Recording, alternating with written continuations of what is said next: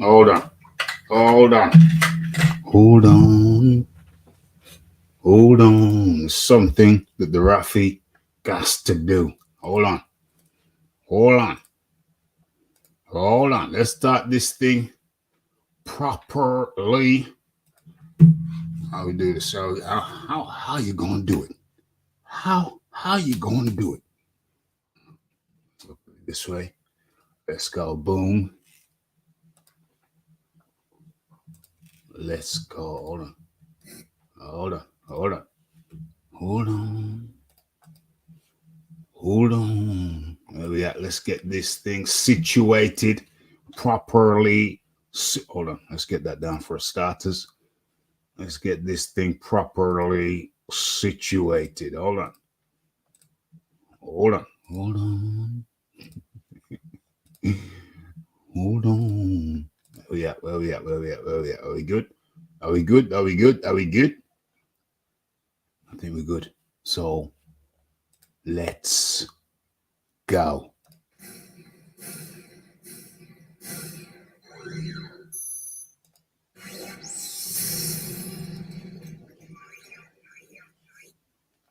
Yes, yes, yes. Hello and welcome to the Raphael Dawkins Combat Radio. What's the date? Hold on, let's drop that down. Let's get that out of here. What's the date? It is the 10th of April, 2023. And we got lots to get through. Okay, so let's go. Let's go with it. First things first, let me clear my throat. What's this here? Let's get the link up in the chat so everybody who wishes to participate can participate. Okay, that's first thing. That's numero uno. Let's pin that. Okay, so that's pinned. Taking care of the housekeeping right about now. That's first thing. What's the second thing? Second thing is let's check the sound levels. Let's check the sound levels. Let's have a looky. Let's cut the music, and I think I'm gonna change that music anyway. Let's check the sound levels. Let's have a looky. Let's go with it. Okay. First things first. Let me clear my throat. What's this here? That's not bad. That's not bad at all. The sound levels are good. Let's get the. Let's get that out of here. Boom. Let's kill that. What's going on? What's going on? Let's get the technique. Don't sweat the techniques. Are we good? I think we're good over there. What's this here? Let's get. Can I get rid of that? I think I can get rid of that. Don't want to get rid of that. Don't think so. Change your mind. Change your heart. Change your heart. Change your pot.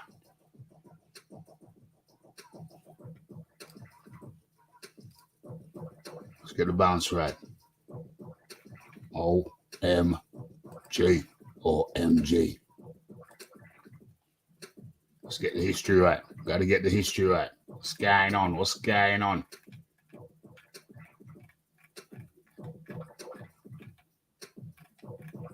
Nine. Holy guacamole. What am I looking for? Oh, yeah. Saw that. Oh, yeah, there it is. There it is. Kill that. Kill that noise. Now are we fixed? I think everything is as it should be. Okay. How many windows you got open? 2, 4, 6. I don't like more than 6 windows open to keep the thing flowing nice and sweetly. Let's get rid of that one. Okay. I think we're in good shape. Okay. So, hello and welcome to the Raphael Dawkins Combat Radio. We got a lot of things to talk about. A lot of things to talk about. And in comes a man like the Leon Figures up in the building. Yes, yes, yes. Peace, Mr. Dawkins. Peace to the chat. Peace upon to you. And blessed be the peacemaker, for they shall inherit the kingdom of God. Dang, I forgot how that sentence ended. Please forgive me if you're a non-believer. If you don't believe, if you cannot conceive. OMG. Okay. So what did I change? That was a change itself. Okay. Waiting for the blazing guitar solo to come.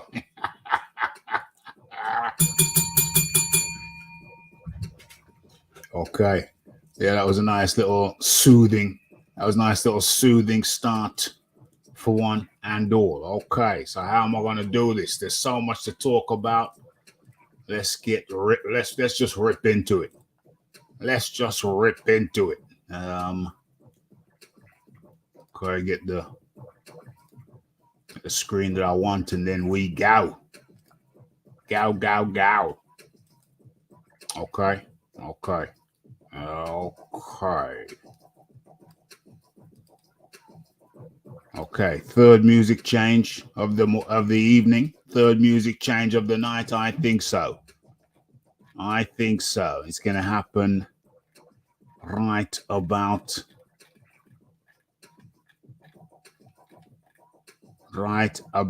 now.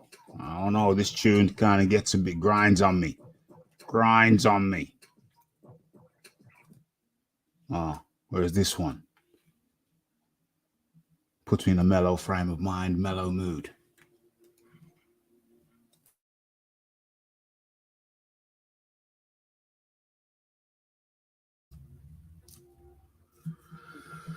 Okay, so perfect. All right, lots to talk about. Thanks for everybody getting up in here nice and early.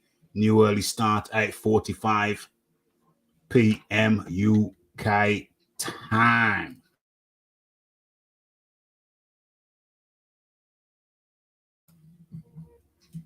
Okay, so let's do this. Let's get stuck into it. As a matter of fact, rat-tat-tat-tat, let's just get the heading up.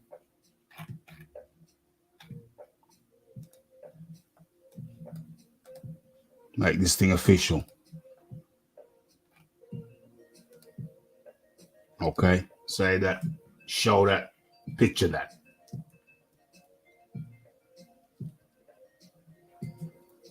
Okay, so where do we begin? Where do we begin indeed? Okay, so I think we are going to start with Anthony Joshua. Then we're going to kick off with Anthony Joshua, lead off with Anthony Joshua. Could lead off with Israel Adesanya, the Nigerian, New Zealander. Was he born in Auckland? So probably somewhere in Auckland. And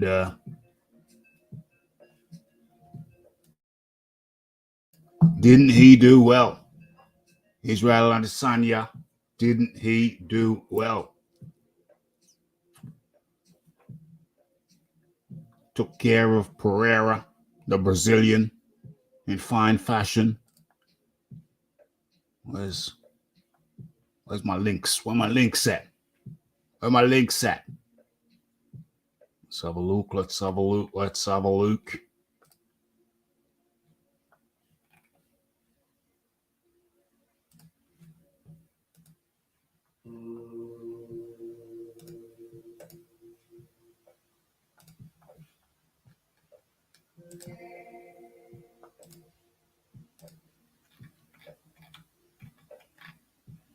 Who's this? Oh my gosh.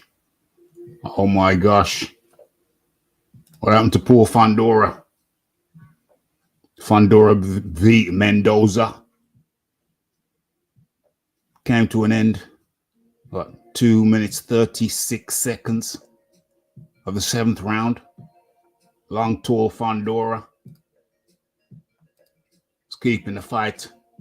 He's doing pretty well, busting up Mendoza pretty well until around 2 minutes, 37 seconds of the 7th round. And this happened. Hold on. Can you see? Can you see? Can you see me? Can you hear me? I think you can. Then what happened? Uh-oh, come on. I didn't ask for any volume. Kill the noise. OMG. Left hook. Sent Fundora. You see the grimaces beginning to occur on the faces. Open mouth. Another open mouth all over the shop. Another open mouth over there. OMG. Oh my gosh. So he's going to do a walk-away knockout, but it wasn't to be. You could see the man wasn't fully cooked. He wasn't fully cooked yet. So he had more work to do.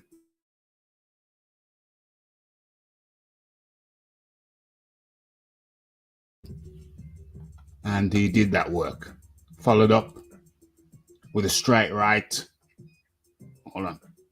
And then, boom. OMG. He was already falling from the straight right. He was already falling from the original left. We just need to top it off. Just need to top it off. Or was it a left hook originally? I think it was a left hook originally. Followed up with a straight right. And then the finishing touches. Applied the finishing touches. OMG. Need to see that again. Because as far as finishing goes, it was sweet.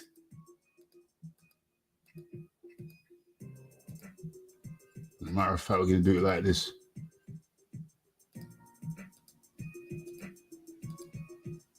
There's the left. Had Fundora put in the seated position. Doesn't know where he is right about now. He's coming for some flack. And then Mendoza follows up with a right. And that was going to do the trick. But he applied the left hook, which is what he started with, just to put the cherry on top. OMG. Flatlined. Well, not quite. Not quite flatlined. And in comes a man like our man in the Caribbean, the Iron Kong. Iron Kong, how do you do this evening? Yeah, Raphie, good afternoon to you. Is what they call Easter Monday down here, so it's a holiday still. Yeah, it's a holiday over here as well, Easter Monday. Yeah, likewise. Yeah. Likewise. Man just calling home. I see the Raphie and I say, well, let me get on and talk a little bit of Raphie before I gotta go. Because I have to go and do some work out in the yard before the place get dark. Get that yard work in, of course. How's the weather over there? How's the weather over there? It ain't bad enough, Raphie. They say it's 83 degrees Fahrenheit. I don't know if you guys measure in Fahrenheit or Celsius. Well, we do Fahrenheit. What's the Celsius? Do you know the Celsius or some kind of conversion? That's warm. That's hot. Yeah, nice and toasty. I see some tourists driving around. Not got on no shot, but that ain't gonna help them in the long run because they don't. They might get bun up. That's what we say. So it ain't gonna help. So it's 28 degrees Celsius. Okay. That's nice. To be honest, I thought the warning signs were there even in this fight. Never mind the overall career, as Mendoza was firing similar shots in the rounds preceding. Great attitude in defeat, though, from Fundora. Yeah, I think what was that? I think the sixth round. I think the sixth round was particularly good for Fundora. I didn't make any notes. It was early in the morning. Raphie don't really stay up that late, and I don't intend to do that very often because, them going to bed at 6 a.m. on a Sunday morning, it ain't good. It has a knock-on effect. Even this morning when I woke up, I was like, dang. You know what I'm saying? Yeah, you feel like something missing. Like, you know. Yeah, you feel like something's wrong. I mean, I felt like I'd just done a heavy workout. And I had the weekend off, so that wasn't the case. But, you know, you do feel, sleep, and its restorative properties are very real. Don't let anybody ever try to kid you that you don't need sleep. You need sleep, and you need that restorative quality that sleep brings. Did you see this fight, Kong? No, I don't have Showtime home by me. You don't have Showtime. I see the highlight, of course. Everybody see the highlight. Yeah. It was well, Fundora had that reach, but he didn't really. He's never really been known to use the reach in its conventional sense, i.e., keeping your man off, keeping your man away, peppering him with a long jab. For a guy with such a long range, he's fond of fighting on the inside, which is all well and good. Wise at times, but when you do it so frequently, you will leave yourself open. You will give your shorter opponent opportunities. And that's exactly what Fundora did. And Mendoza, with his trainer Ishmael Salish, he came up with a plan. He was working on it. Seemed to be coming good in round 6, but in round 7, early round 7, in the first 30 seconds of round 7, he did the finishing touch. I think it was the left hook. Sat him down with that, put him in the squatting position, and then he came with a right, and then another left hook, and that finished the job. Fundora was out. Now I've seen a lot of criticism around that Fundora could have got up. You see him raising up there like Lazarus, resting on his elbows. See the open mouths all around. Look at this lady here. Open mouths all around. This was a Showtime PBC production. Fundora's looking up. And I think at one point he just looks at the referee like, bro, what are you doing, bro? You know I'm out. Looks at the referee. I think you see it here. He's looking at him like, what are you doing? What are you doing? Why are you still counting? Just wave it off. What's wrong with you? And at that point, the referee says, okay. OMG.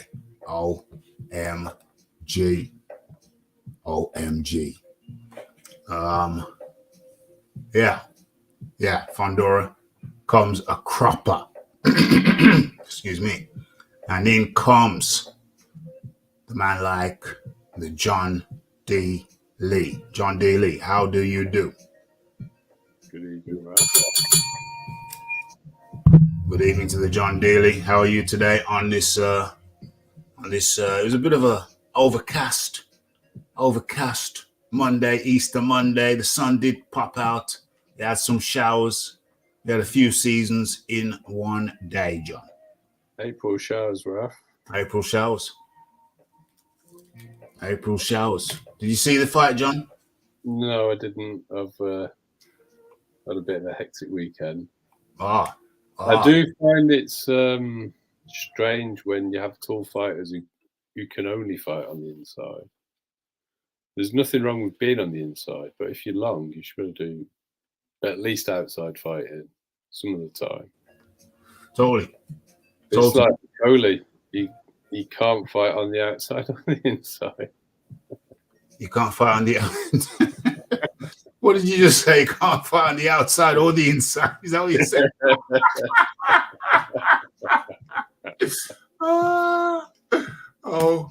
Oh my God. He's a very caring individual.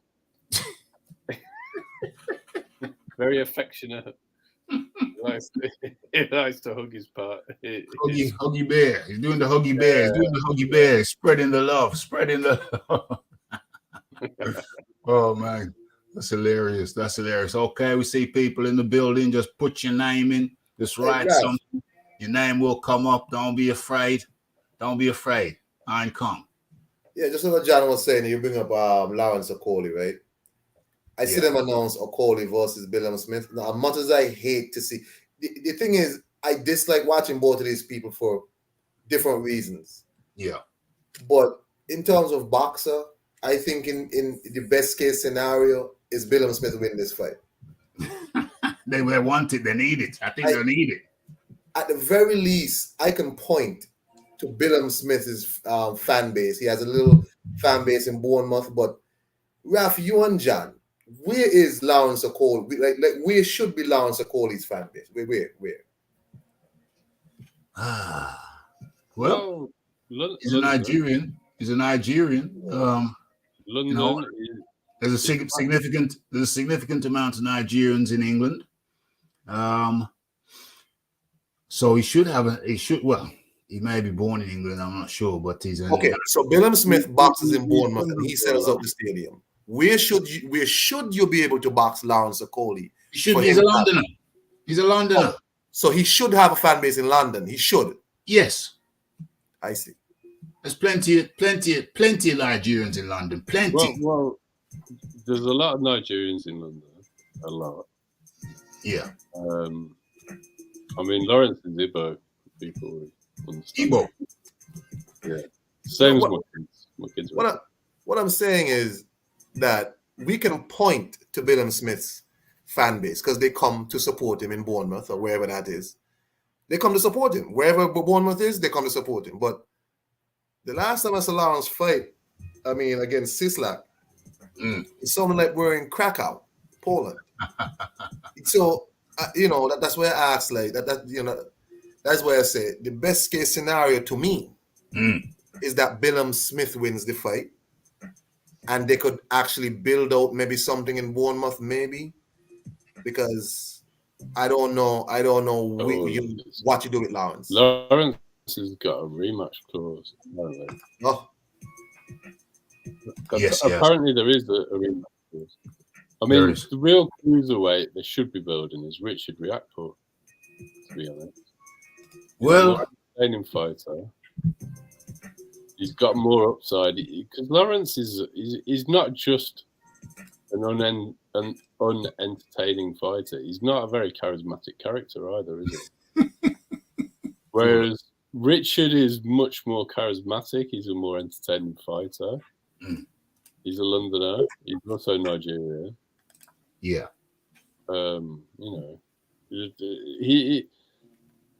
Sky, if they're going to put Lawrence in with someone, unless Richard is out of contract with Sky, which there's rumours that he is,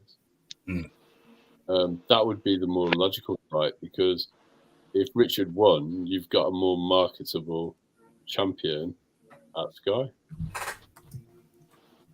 Yeah. I'll be gone till. Okay, let's get that up there. Okay. So what I was going to say, what I am saying is that Richard Riakporhe, I thought that was the fight that they would make, but I understand the Billam Smith thing. I understand why they've gone the Billam Smith route. There's going to be some negotiations. Richard Riakporhe, he wants to get paid from this fight. He wants to fight and he wants to get paid. That's the vibe I'm getting. Okoli says he's ready. He's ready. All Richard's got to do is sign on the dotted line. So that suggests to me that Richard is waiting for a better offer, if he has had an offer at all. But I think Richard Riakporhe wants the fight. I think Boxer, they've got to be having some serious cold feet about this, their acquisition of Lawrence Okoli. And It's not What do even. you think they're trying to build? Well, I'm going to introduce you in a second, Jimmy. So I think they're definitely looking for that fight. I expect a Coley to beat Billum Smith, and then the natural fight then would be a Coley versus Riakporhe, and I think, harking back to what Kong said, I think that Sky would be perfectly happy to see a Coley lose to Billum Smith, which I don't think is going to happen. But then they're going to look to Riakporhe to rescue them, because I'm not really one for kicking a fighter on a lackluster performance. But you know, there's been multiple performances from a Coley that, you know, just haven't enthused. And I think that Boxer, they really weren't, I don't know, they really didn't have their thinking cap on straight when they made that acquisition. They just thought, oh yeah, okay, he's been built up now. Eddie Hearn, Matchroom, they built him up now. It's time for us to cherry pick. But I was the one all those years ago who coined the phrase cherry pick gone wrong over there at the Boxing Voice.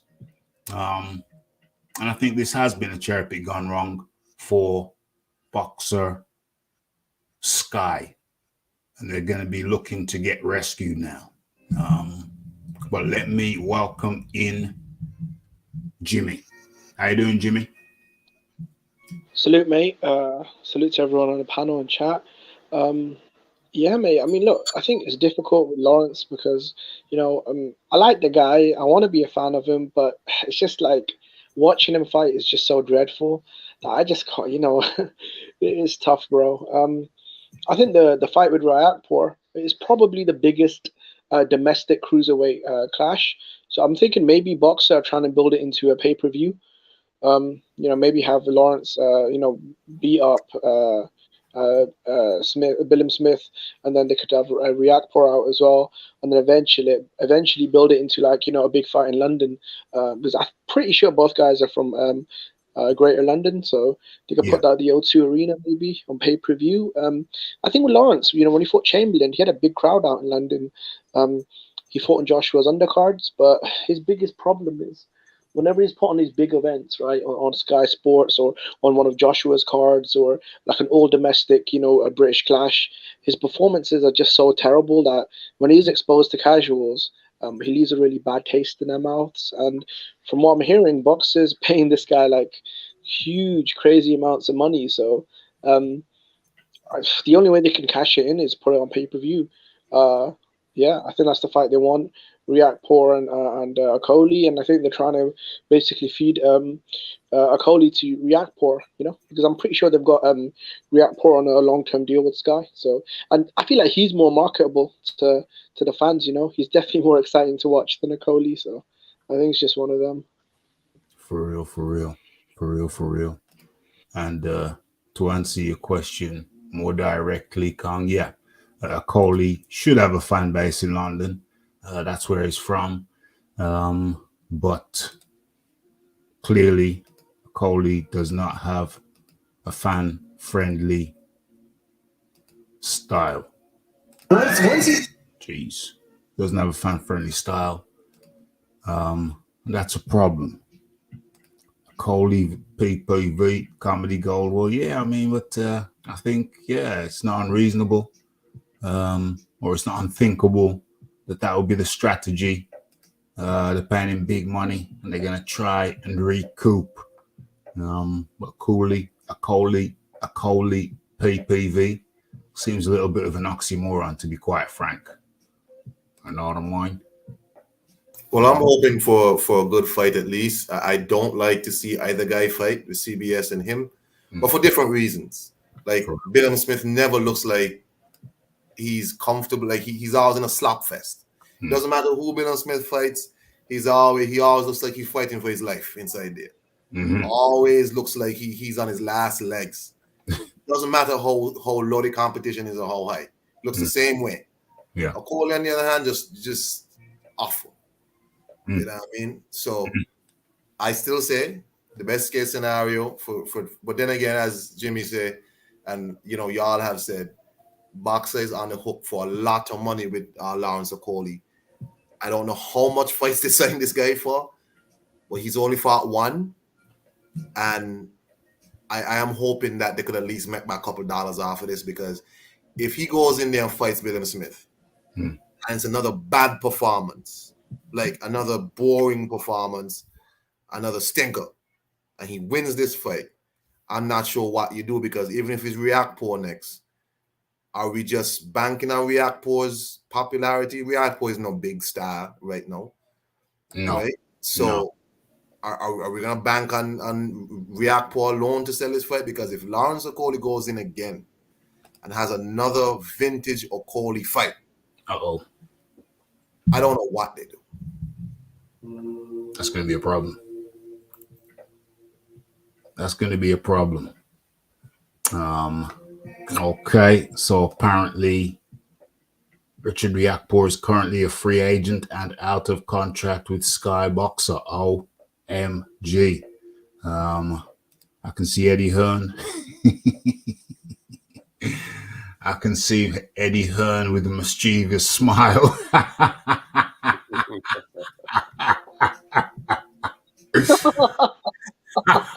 That would be funny though, yeah. That'd be funny. That would be hilarious, and nobody can tell me that Eddie Hearn ain't got people figuring out the numbers. What can we offer him? What can we offer a Riakpo? That's not ridiculous. What's a reasonable offer that we can make it? There's no question, no doubt in my mind. Yeah, I don't know what Boxer do with the Okolie though, because without the Riakpo fight, I mean, they can't really do anything with them, to be honest. Because the cruiserweight division in Great Britain, I mean, it's not really that deep, and abroad, there's not really any like big stars that they could bring over to put on a big event. So I think Boxer have just really put themselves in a bad position. I mean, someone told me they're paying him like £2 million a fight. So what? Unless he, What? I know what they can do with him. I mean, the man's what, 6'5", 6'6", 82.5 inch range. Yeah, that's $2 million. He's got to go. He's got to go to heavyweight, because that's the only way they're going to get any money back on him. Yeah, but even at heavyweight, bro. I mean, at Boxer, who could he fight? I mean, there's really nothing there. There's not a lot on. No, they'd have to find a way to try and make him a mandatory. Are you saying you wouldn't want an Okolie versus Shades of Ali fight? Oh, bloody hell, I'd pay not to watch. I'd pay not to watch that. In all fairness to Huey, I do think he might have a good chance of being able to evade the grappling hooks, but I don't know what else he'd do. I think he's got much better feet than Lauren. That's crazy. I like Shades of Ali, by the way. I don't, y'all are laughing, but I like Shades of Ali. That's my guy. What is there to like about him, Con? Please explain to him in the show. What's that? What is there to like about Huey? Please. What's there not to like? That's the question. Okay. What's there not to? I'll give it to you. He's got no punch power, but he has a good chin. He's a defensive back foot wizard who doesn't throw much. So it's guaranteed that there's no excitement when Huey's. It's like all the ingredients to not have excitement. I'd prefer to have somebody who's busy, not necessarily the best chin, and good power, like the opposite of Huey, to be honest. That's an entertaining fight. I don't like the negativity on this channel. I do admire the Kittian sarcasm, though. Shades of Aldi. Oh Lord. I don't know if you got Aldi over there in St. Kitts. No, what's that? It's a cut price superstore. I see. More negativity. All right, Raphie. Oh Lord. Oh Lord. The matchup is perverse. I actually think UFC would bring it in that fight. Bring what though, Raph? Well, I think he'd be moving around and flicking the jab. Moving around and flicking the jab. Yeah, I can see him winning, but I mean, it's not going to be entertaining, is it? Oh, You'll have one guy trying to run, and you'll have one guy trying to clinch. Dying. A sloppy jab painting up a hugger. Oh God. I think Okoli needs to hire a PR team. Well, he's not done himself any favors, has he? No. No. He's done a lot of complaining. He looks like a spoilt child. That he's not as famous as Anthony Joshua. But why should he be? God. Yeah, what has he done? What have you done, Lawrence? What have you done? I mean, he really is a poor man's version. He's at cruiserweight. He got a bronze medal, and he's got one belt, as far as I know. How many belts has he got now? Has he got one or two? I'd say Chris Eubank Jr. is probably a bigger star in the UK, way bigger than Lawrence Okoli, Conor Benn. I don't think Lawrence Okoli is even in the top 5. I think even Dillian White right now has got a bigger buzz in the casuals than Lawrence Okoli. That's unfortunate. No, I mean, this is real talk because, when y'all brought up Lawrence, I realized, we didn't really at any point talk about the fight that's coming with him and CBS. And I honestly think the best case scenario is for CBS to win this fight. I don't think it is, Con, because Lawrence has got a rematch. I think Lawrence is just way too big and physical, and I can't see him beating I can't see CBS beating him, but I mean, if he wins, I'm not sure what they can do with him either because Reactor is gone. So I mean, it's tough on Sky. I think boxers just invested millions and millions in something that is just probably not going to turn out well for them. I think Eddie's sort of making them bleed all their money out and getting them to buy the not so good product. I mean, look at what's going on. Ben Whittaker and Carry on, John. Yes, the amount of money that they spent on getting Ben Whittaker instead of him going to a match room, the amount of money they spent on Fraser Clark again to go. These two guys, Ben might have the potential to be a star at British level, but he seems to be made of glass. I mean, when's he fighting again? Who? Ben Whittaker. Ben Whittaker. Okay, he's injured. That's why he's not fighting. I've just said he's made of glass. Well, how many fights has he actually had since? No. But I was surprised because I didn't know why he wasn't fighting. So I was asking. Oh yeah, he's injured. Yeah. Oh. Yeah, he had all this hype though. With Ben Whittaker, he had all this hype, but he's kind of disappeared off the radar. I don't know what happened to him. Yeah, I was actually really looking forward to following his career, but the guy just disappeared. I think it's injury issues. Yeah. But again, that doesn't bode well, does it? Because how old is he? He's only in the 20. Yeah. Well, I think he's out of injury now. I think he's recovering. He's also over there in the Sugar Hill camp. I think that was a good move. Yeah, well, he's over there. His amateur style was not going to be fan friendly at a professional level. So going to what's the title? Yeah, I was just gonna say, the title of the live stream. It says Anthony Joshua gone till December. I'm a bit confused because I thought they said he was fighting in June though, or July. Anthony Joshua has gone till December, and let me cue this up because somebody mentioned it and it was already. Hey, Raphie, I gotta roll, Raphie. Hey, the Iron Kong, great having you up in here. Yeah, peace. Peace out to the Iron Kong 26. Gotta get some yard work done. Okay, so gone till December. Where is it? I know I saw it. So let me cue this up. Let me see if I can do this. Back at the carnival, so all you young coming back, Brian. the middle of the night. Every time I make a run, girl, you turn around And cry. I ask myself, Why, oh, why? see, you must understand. I can work a 9 to 5 So I be gone till December. be gone till December. November. December. You tell my girl you wanna be gone till December. until November. Gone till December. You let that one slip past, Raphie. February, March, April, May. Okay, so I had to get that one in. Somebody reminded me. And let's get into the question that Jimmy asked. What the hell is going on? And I'm pretty sure I sent myself a link.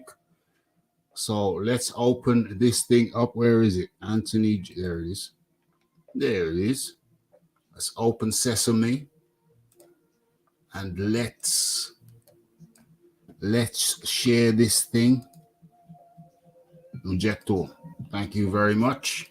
All right, let's get that. That's Ngannou, Francis Ngannou, celebrating the Adesanya, Izzy Adesanya victory. We're going to get into that shortly. But firstly, let's get into the top story. Still got a few more fights to look at.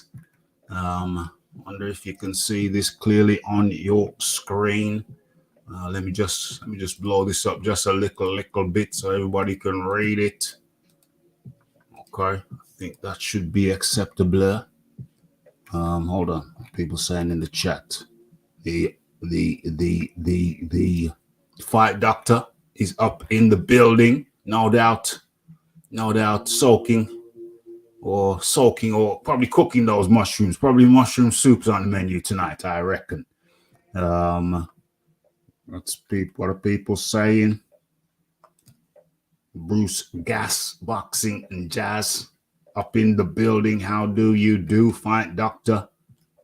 Up in the building. Okay, and let's get into this. News broke earlier on today that Anthony Joshua, I won't return to the ring until December. After, not ideal, but part of the bigger picture. Okay, so we're gonna look at the article, and then we're gonna chop it up. Okay, my next fight is scheduled for December. Not ideal, but everything's part of the bigger picture, said Anthony Joshua on social media. We know Joshua beat Franklin by unanimous decision earlier on. What was it? A few weeks ago, actually. What's going on over here? With no memento, let's just try and tidy up the screen a little bit. Okay, I think that's it. Mission accomplished. So let me share again. Okay, so basically what the article is saying, as you can see for yourselves, British heavyweight, Joshua appeared to suffer a nose injury during the fight, and he posted a statement on social media which suggested a lengthy absence from the sport. My next fight is scheduled for December. Not ideal, but everything's part of a bigger picture. What's this? Dillian White says he believes a fight between Joshua and Tyson will not happen, insisting he's ready to face either opponent. Oh my God, didn't you just get knocked out by Fury? Come on, man. Joshua, I'm still chasing the dream. The boxing world needs the Tyson Fury fight. Okay, so really, I don't think we got anything. We got nothing breaking in there. It's just up for conjecture now as to why Anthony Joshua is gone till December. John D. Lee, you want to lead off on this one? Well, it's not a good idea. I mean, the only acceptable reason that I can consider is he's got to have surgery. And he can't spar for 3 months afterwards or something. because if you are gun shy, which is the main criticism that he's had levelled against him, the best way to overcome that is to get comfortable in the ring. Yeah. And you're not going to get comfortable in the ring fighting once a year. I'm not giving it as I mean, I don't like it. But if you do have surgery and it is on your nose, which is one of the reasons, then you could be told you can't spar for 3 months. Then you can't fight in June or July. It's not possible. It's not, it's not good. No. But that's the only acceptable excuse I could consider being acceptable, because it was an underwhelming performance after 2 losses. So, how are they going to say anything? If that is fighting Fury in Saudi Arabia in December, it's going to look like a cash out. I mean, unless he wins, then it doesn't look like a cash out, does it? The other rumour is he's fighting Wilder, but why that would need to be in December? Unless the only way they can pay for it is the Saudis want to do it in December. I mean, on the face of it, it looks like they're waiting for Saudi money because they don't like having fights there in the summer. But we're all just guessing in the dark. Eddie is obviously trying to get everybody guessing. Yeah. I've even heard someone suggest that they're trolling. Ed what? Supporting Icons has put out there they might be trolling. Trolling? Yeah, it's not true. I find that highly. Well, Anthony Joshua put that up himself, so I doubt. I doubt it. It's not April. It's not April. It didn't come out on April Fool's Day. No. I mean, to be honest, I think the most likely outcome is that he's fighting Fury or Wilder in December. But that's just stupid, because why not have a tune-up fight in between? Doesn't make any sense. Yeah, don't make no sense. I'm just really disappointed, because I love the idea that Joshua came out with. He said he was going to fight 3 times this year. He said he was going to go back to basics, stay busy, rebuild, and really, because of his new trainer and stuff, really, they were going to, gel well and try and, create a, new, rebuild, rejuvenate his career. But I don't know, man. I feel like this is just disappointing news. I love the idea of him fighting in July, whether it was against Dillian White or Otto Wallin. I thought that was just a part of the rebuild tour, working with a new trainer, really trying to, synchronize their relationship, potentially trying to create a new style that works better for Joshua, and just rebuild his star power and rebuild him mentally as well, because obviously he's in a low place, 2 bad losses, he's not a champion anymore, and he's had a rough couple of years, so I just love the idea of him rebuilding and staying active. I thought that was really great, but I mean, it is what it is, I mean, if he's seriously injured, then that is what it is. It's bad luck, but if it's just a cash out in Saudi, then I mean, it is what it is. I guess maybe he's just done with boxing, but yeah, man, for me, it's terrible news. I was really looking forward to seeing him again in July against Dillian White or Wallin or Joyce or whoever, Hergovich. There are several credible names that they could put on a big show in the UK on the zone. But I mean, if they want to cash out in December with Fury and Saudi, then that is what it is. Yes. There's another possibility. The main possibilities are that 1, Joshua is injured. 2, they're waiting for a big cash fight in December. Injured, big cash in December. 3, the other possibility, obvious possibility, is that they want Derek James wants more time to work with Joshua. That's been bandied about. I thought about that one. But even that one, I think, well, no, I don't see it, because you have a training camp. You'd have your second training camp. If you were fighting in the summer, you'd have your second training camp. And in that training camp, you work further on the things on the things you've already worked on, so that further gets embedded, and then you see the results, the fruits of your labor in that second fight together in the summer. I can't see them saying, all right, where are we now? April, May, June, July, August, and then September, October, and then September, and then October, November, you're in training for a fight in December. It's possible. April, May, June, July, August. It's possible. It's possible. But to be honest, I think the most likely possibility is that Joshua has an injury. It's been said that when he was coming out for the Franklin fight, he already had blood on his t-shirt. So the possibility is that his nose started bleeding in the warm-up.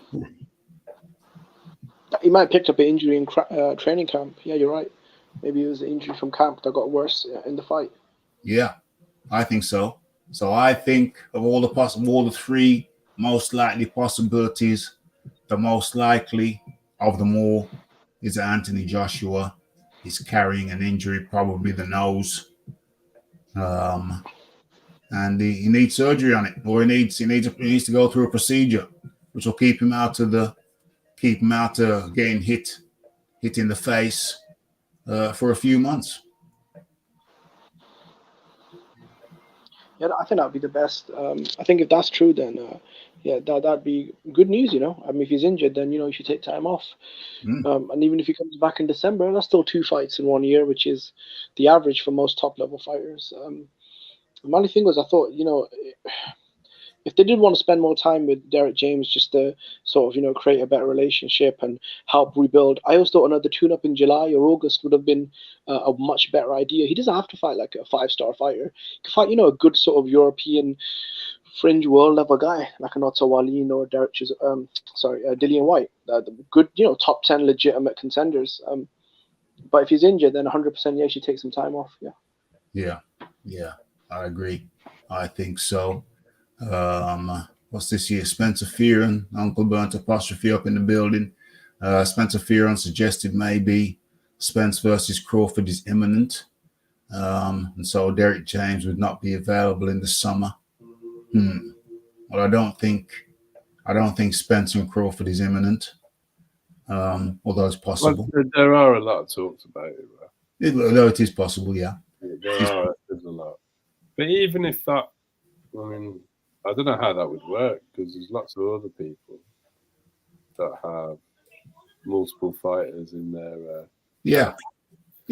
and they can juggle it around. Obviously you'd want a bit of gap between the fights, but there's 3 months in the summer. If you have to push it back to August, so that's not the end of the world. So that's possible, but is it likely? I don't know. You got the comment section to have your say. Joshua has still not recovered from the consistency is key. Still not recovered from the drubbing. Okay, still not recovered. I don't know if we've talked that one to death, haven't we? I think the general consensus is that there's some residual scar tissue from that fight. Return December. Yeah, I think there's a general consensus that may be the case. But hold on. If I say reject all, that screen should disappear. If that is the case, the best way to overcome it is to get back in the Yeah. So once again, I go back to the most likely outcome of this. The most likely reason is that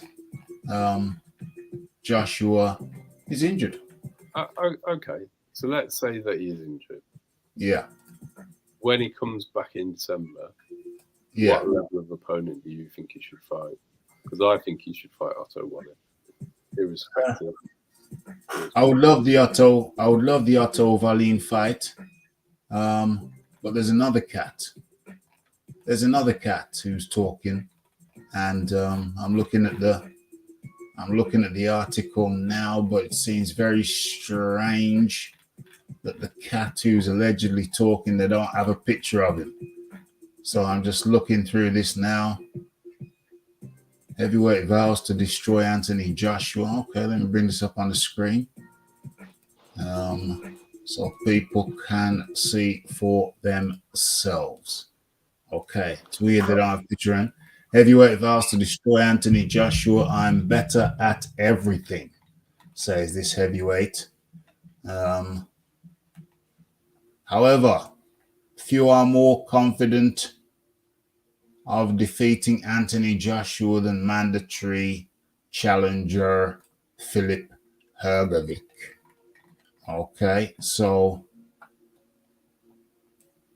following a unanimous victory over Jermaine Franklin, Joshua has already spoken about getting back in the ring.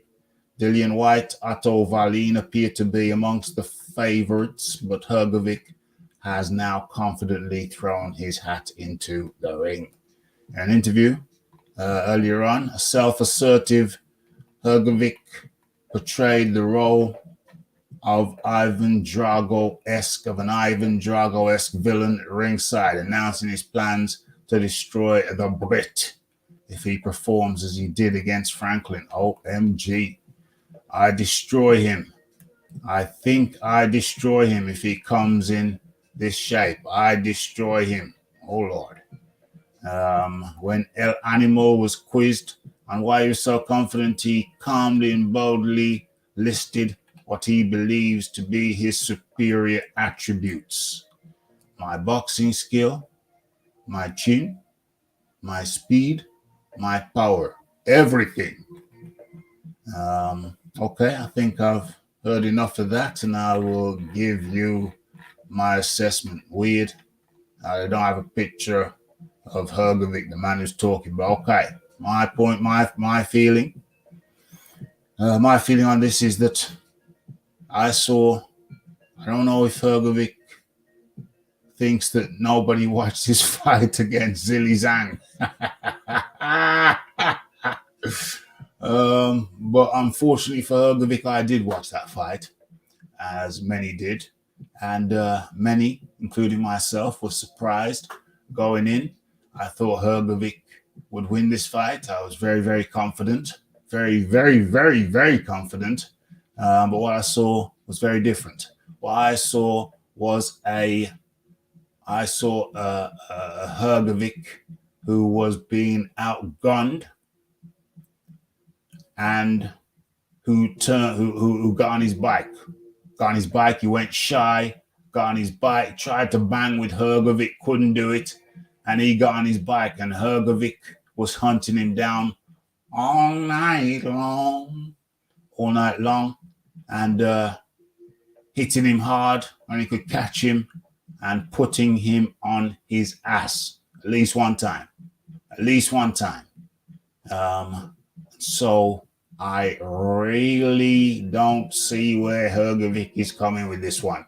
I think Anthony Joshua possibly knocks him out, believe it or not. Possibly knocks him out. So when he comes back in December, who would I like to see? I would have said Wallin. Well, you know, I got a long list. Well, I got a list of 4. I've got F.A. Jagba. I've got Michael Hunter. I've got Otto Wallin. And that was the list, wasn't it? Otto Wallin and Hrgovic, Philippe Hrgovic. But now Hrgovic has jumped to the front of the queue because he's making noise. He's high ranked with some of the bodies. I think particularly the IBF is mandatory. If I'm not mistaken, I think it's the IBF. It'll be the WBA. It's the IBF, I think. And so, yeah, if Hrgovic wants to throw his hat in the ring, if he thinks he's the one, then I would have no problem with Philippe Hrgovic up in there in December. Jimmy. I think I actually agree with you. I think that's actually a really good fight for Joshua. I think Hrgovic didn't look great in his last fight, but I think that probably wasn't the best version of him. I heard his father died fight week or passed away recently. I would favor Joshua to beat up Hrgovic and potentially stop him, but I think as a scout, and especially when he's rebuilding, fighting a young guy like Hrgovic, who's unbeaten, who's ranked #1 in the world in the IBF, I think he might be the interim champion as well.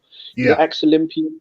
I think this is a good fight, man. You find a young guy who's a former Olympian, who's undefeated, who's ranked #1 in the world with the IBF and a top 10 dude consensus, I think it'll be a good fight for Joshua. And if he beats Hrgovic, which he should do, he'll become the mandatory for the IBF or the interim champion. I'm not sure how it'll work, but I think that's a really good option. I think Otto Wallin, that's a good bounce back fight.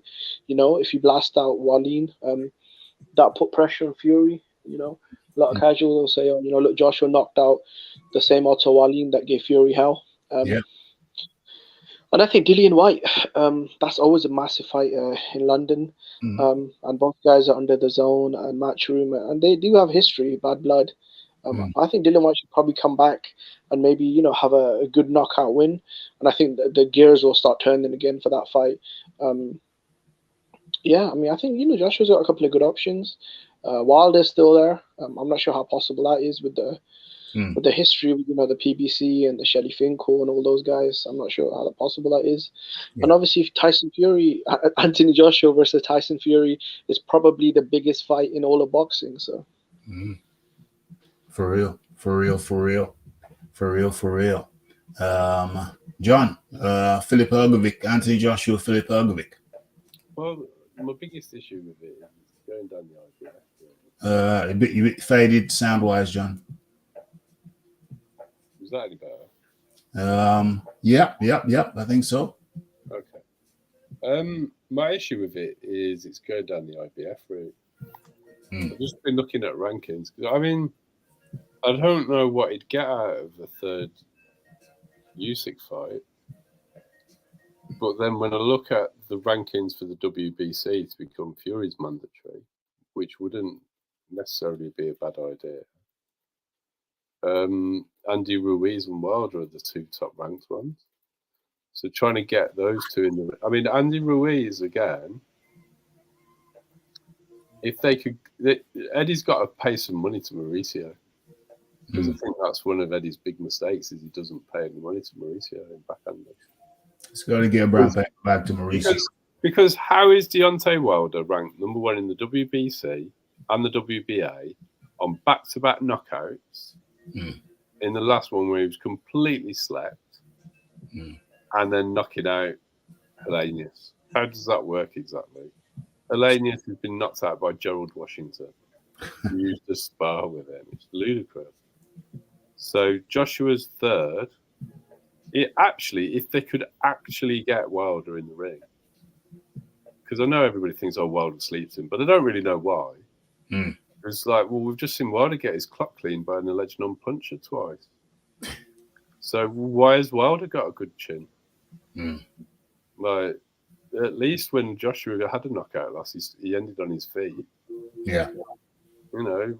Like Wilder had his senses separated from him completely in his last defeat.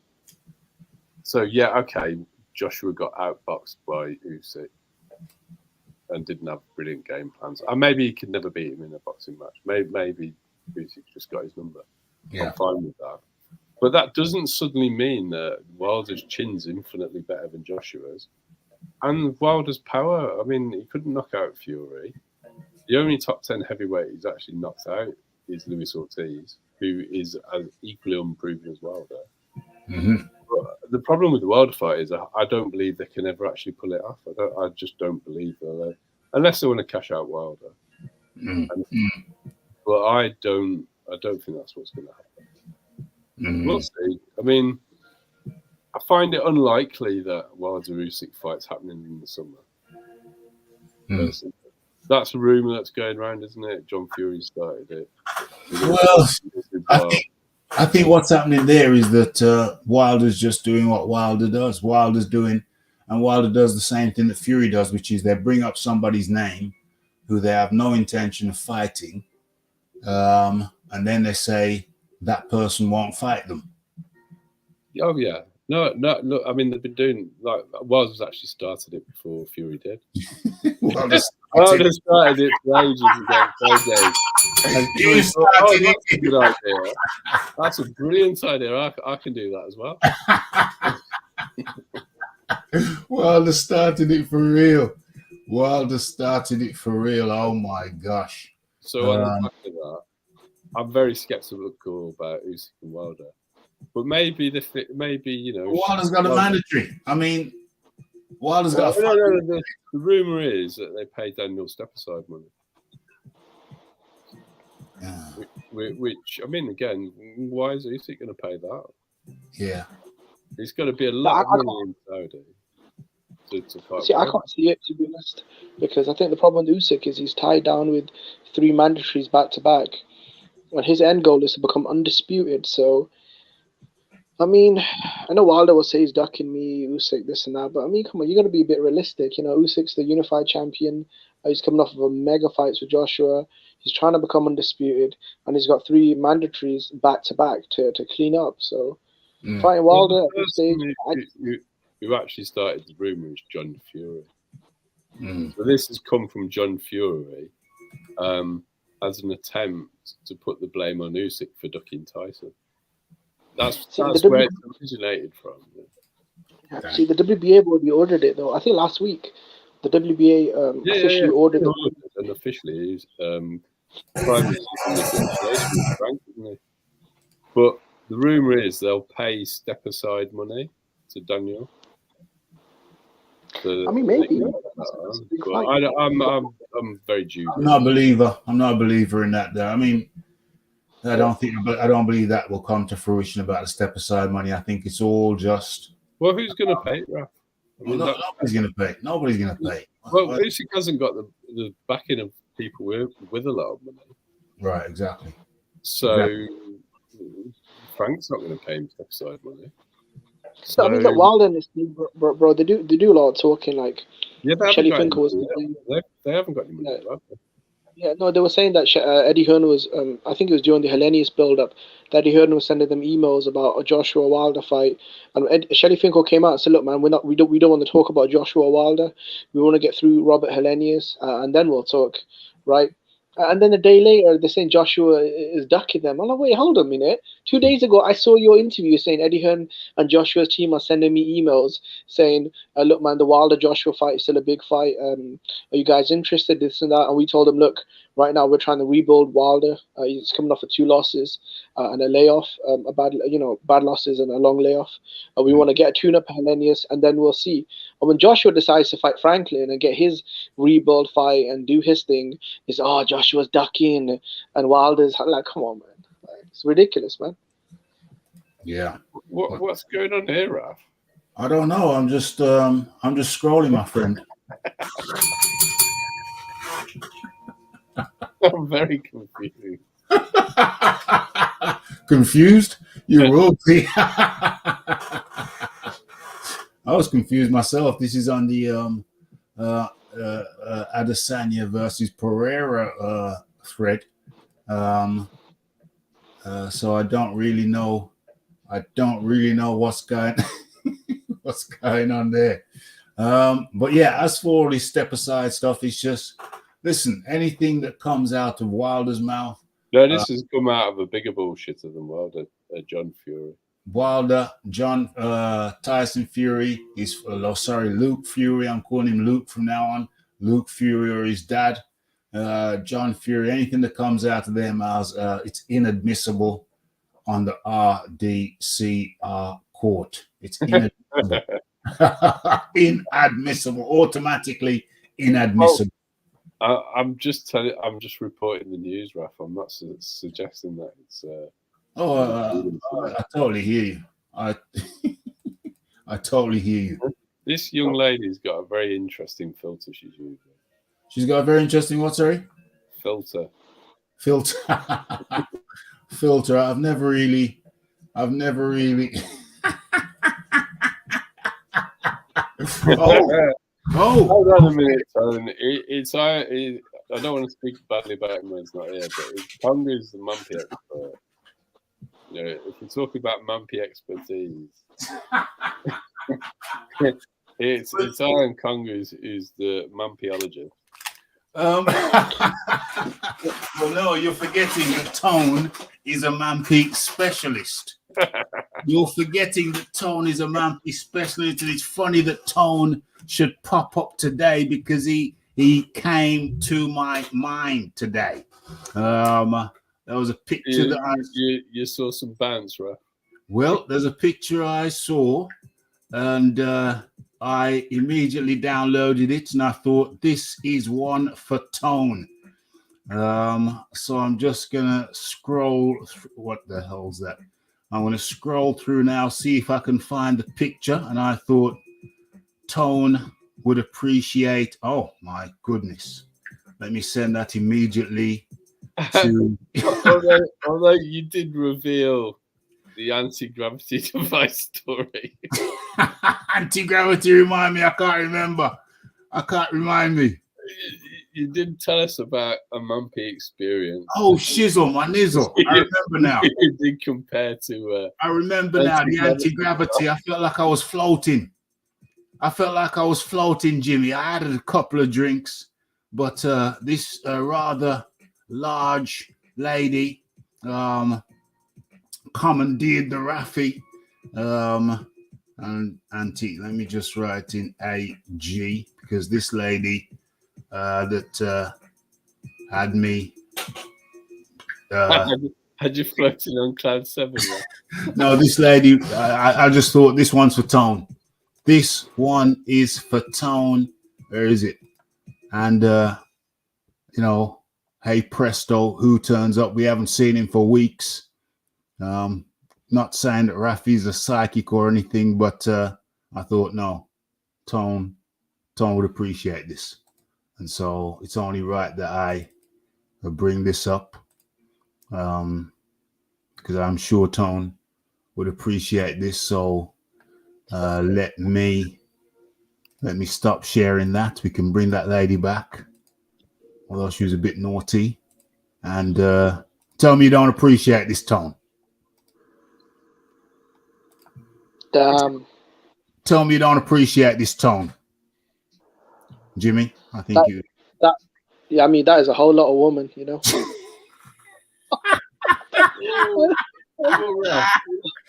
John Daly is speechless. No, I'm not speechless. I mean, I've seen worse Mumpies. I mean, you know, you see the unfortunate one that are not as blessed in the chest department as she is. At least she's got good proportions. You know, yeah, so it could be a lot worse. I mean, you know, that's a whole lot of woman, you know. That's a lot. Yeah, you know something I just realized, John? Go on. I've just detected a tone of appreciation from Jimmy. Oh man, I appreciate that, you know. I sense it. I hear it in his voice. I hear it in his voice. Well, I don't know how old Jimmy is, but if he's a younger man, he wants to go out and, you know, try different things. Yeah, I'll tell you, man, you know, I appreciate women. I appreciate women. Jimmy's speechless. Jimmy's speechless. Tone still isn't got. Tone isn't free-handed at the moment, so he hasn't. Tone's very slow to respond. Tone's on the floor drooling. Tone's on the floor drooling. He's just come back to his senses. Big thing to Guan. Aaron Daly appears out of nowhere. Aaron Daly appears out of nowhere. Well, I mean, you know, if you're going to try out the flotation device, there's worse ones to try. That's what I was thinking, to be honest with you. Mm. I was saying that theoretically I should not appreciate this lady, but somehow, Well, you know, I kind of do. She might be able to run for a bus. You never know. Hey, If Raphie's playing in the snow, yeah. Listen, he wants a bit of bounce. Listen, I've done worse, mate. Let's just be factual here. I have done worse than that. At least she's got front. She's got. I can't tell if she's got any back, really. No, she's got back, mate. Look at them. Look at the rounders. Possibly, but you know, I'm gonna go with it. When playing in the snow, Raph, they can be that wide from the front and flat like. I'm see curvature. She's kind of cute though if you look at her face, and she's got a whole lot to play with. Her face is okay. Let's be honest. There's a lot worse out there. Let's. Oh yeah, 100%. I mean, to be honest, if they're stick thin, then that's probably worse. I mean. I've done stick thin. I don't want to snap any twigs, Raph. I've done stick thin. But you see, the thing is this. But do you not feel like it might break it? Well, maybe not stick thin, but I've done very slender. But the thing is this. You can have slender girls with shape. Yes, you can, but that's not stick thin. No, that's not stick thin. That's not stick thin. That's not stick thin. Because she's still cushioned in the right area. Yeah, that's me. I prefer a girl. I'd rather have a girl that's slightly chubby than a girl that's way too skinny. Yeah. But then you know, where's your line between curve and mampy? Yeah, this is definitely mampy. I think that's crossed the line, Ralph. Yeah, that's definitely mampy. But not in the worst way. No, not in the worst way at all. Not in the worst way at all. No. Because truth be told, I downloaded this picture. Well, I didn't download it, but I had it on my phone for a reason. And that was that it works. It works. I'm not going to put a ring on it. No, I'm not going to put a ring on it. No, but come on now. That's what I was saying, Raphie. Like, I wouldn't put a ring on it, but there's a lot worse you could do on a Saturday night, isn't there? There's a hell of a lot worse you can do on a damn Saturday night, so long as everything's fresh. Yeah. So long as everything's fresh, my friend, you know, same thing. So long as everything is fresh, then, you know, I don't think that the Raphie need to elaborate. It's workable. I wouldn't turn it down. We lost somebody. Who did we lose? I think we lost Jimmy. I think Jimmy's wife is currently beating him up. She came in the room, says, "What you doing?" Says, "What you doing?" Jimmy says, "Nothing."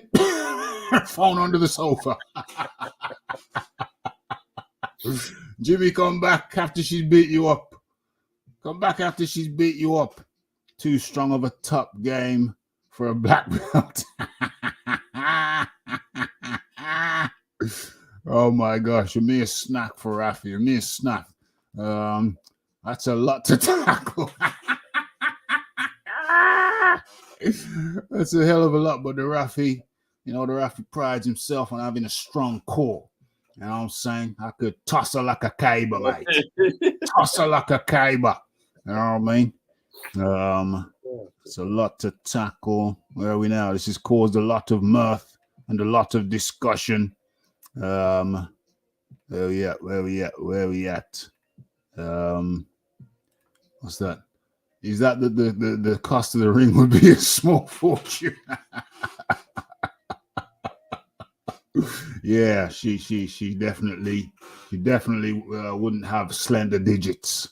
But yeah, heck of a lady, a lot of lady, and I still haven't had a denial from the tone. We still have not had a denial from the tone. We're gonna have to take that as a yes. You know what I mean? We have to take that as a yes. Okay. I hate to wave the lady goodbye, but Jimmy is currently being beaten up as we speak. Raphie's cause has got enough people into trouble with that. You know what I mean? A lot of people now, they're taking the thing off the big screen. And we're watching it quite happily on the big screen in the living room. They had to scramble for the remote. And now they're watching it on their phone. I said, yeah, just watching on the phone, darling. Don't want to disturb you. That's why I got my headphones in. That's why you cannot see the picture on your screen right now. And then we wait for the guitar and it comes in about just like that. So what are we talking about? We're talking about Anthony Joshua. Is he injured? Are they just waiting? Truth be told, I'm too ugly to discriminate. Okay, Tone, we know that code. Oh, he's writing in code now. Sorry, let me get that off the screen. It's writing in code. That means yes. And to be honest with you, Tone, I think you're not the only one. You're not the only one in the chat who would, because you have to remember that thing is pushing out the belly. That's more than it ordinarily would be. So bear that in mind. The belly would be a bit flatter than that, and you know what? I'm not gonna put a ring on it, but yes, you'd have to work that. You'd be wrong. Like I said, so long as she's clean and fresh, it's a yes. It's a yes, and yes, and yes. Yes. Yes. I didn't realize you like playing in the snow quite that much, right? Well, no, I mean, I play in the snow. I play in the black sands of Lazarati, and the brown sands as well. I mean, I'm definitely open door policy. Definitely an equal opportunities employer when it comes to that kind of shiznicks. Definitely, I've gone across the board. I've gone South Asia. I've gone East Asia. Definitely gone to the Caribbean quite frequently. Raphie has been known to muck around in the snow. Come on, let's be honest about this. So equal opportunities employer, every shade has been covered. Pun intended. Yeah, but you have to remember, this is just the size we're talking about, and really the shade. Any shade that this comes in is good. Raphie is a traveling man, both literally and figuratively, up and down the country, mate. Up and down the country. You know what I mean? Okay, so let's bring this down. It's distracted us. So Anthony Joshua is out till December. I think, would I risk taking her out for dinner? Well,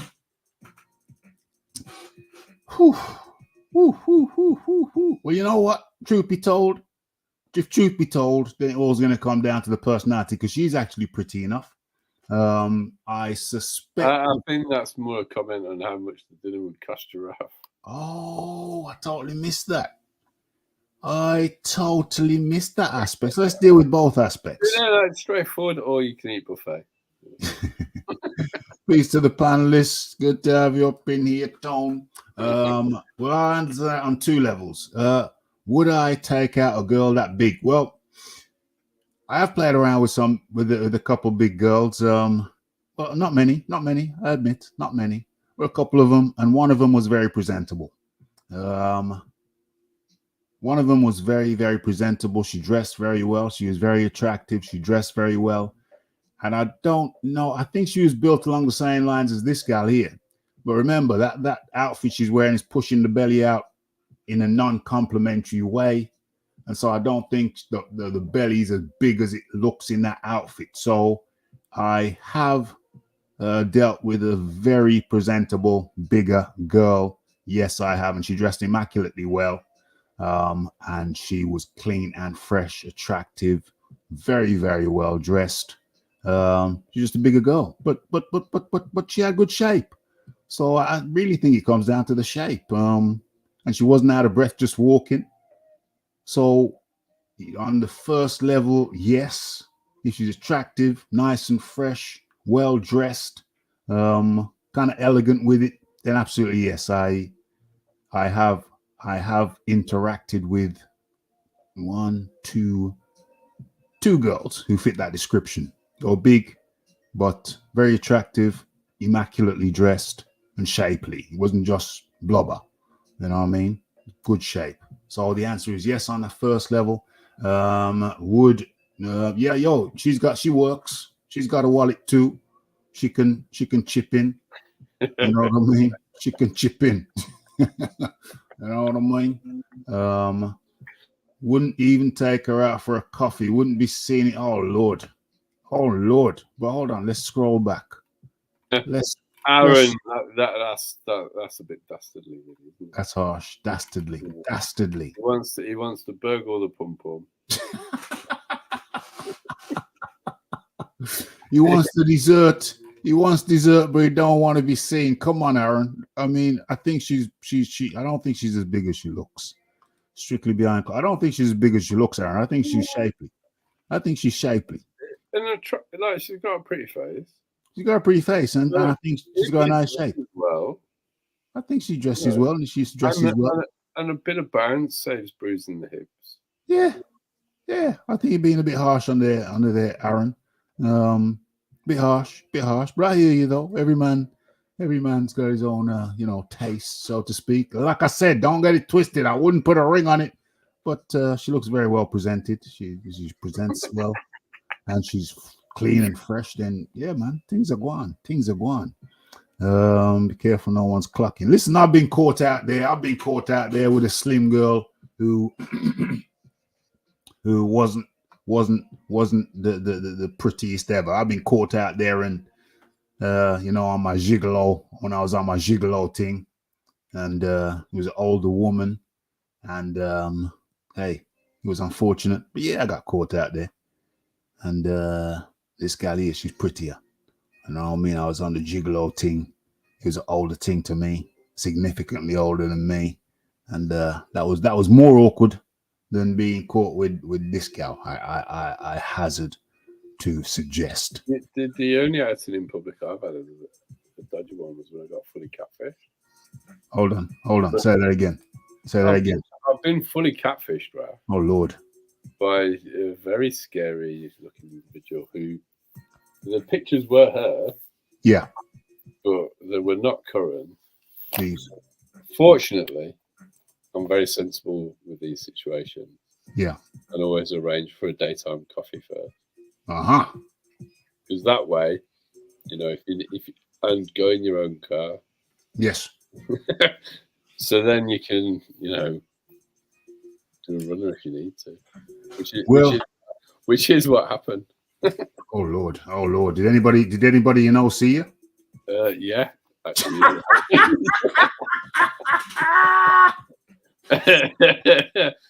Fortunately, at the time, I was walking very fast away from the setting.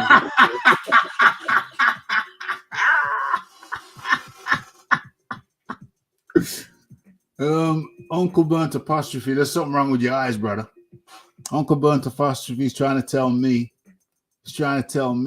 that girl was well broken down. Listen, I'm going to bring her back because I think some of you cats are being well harsh. Let me bring her back.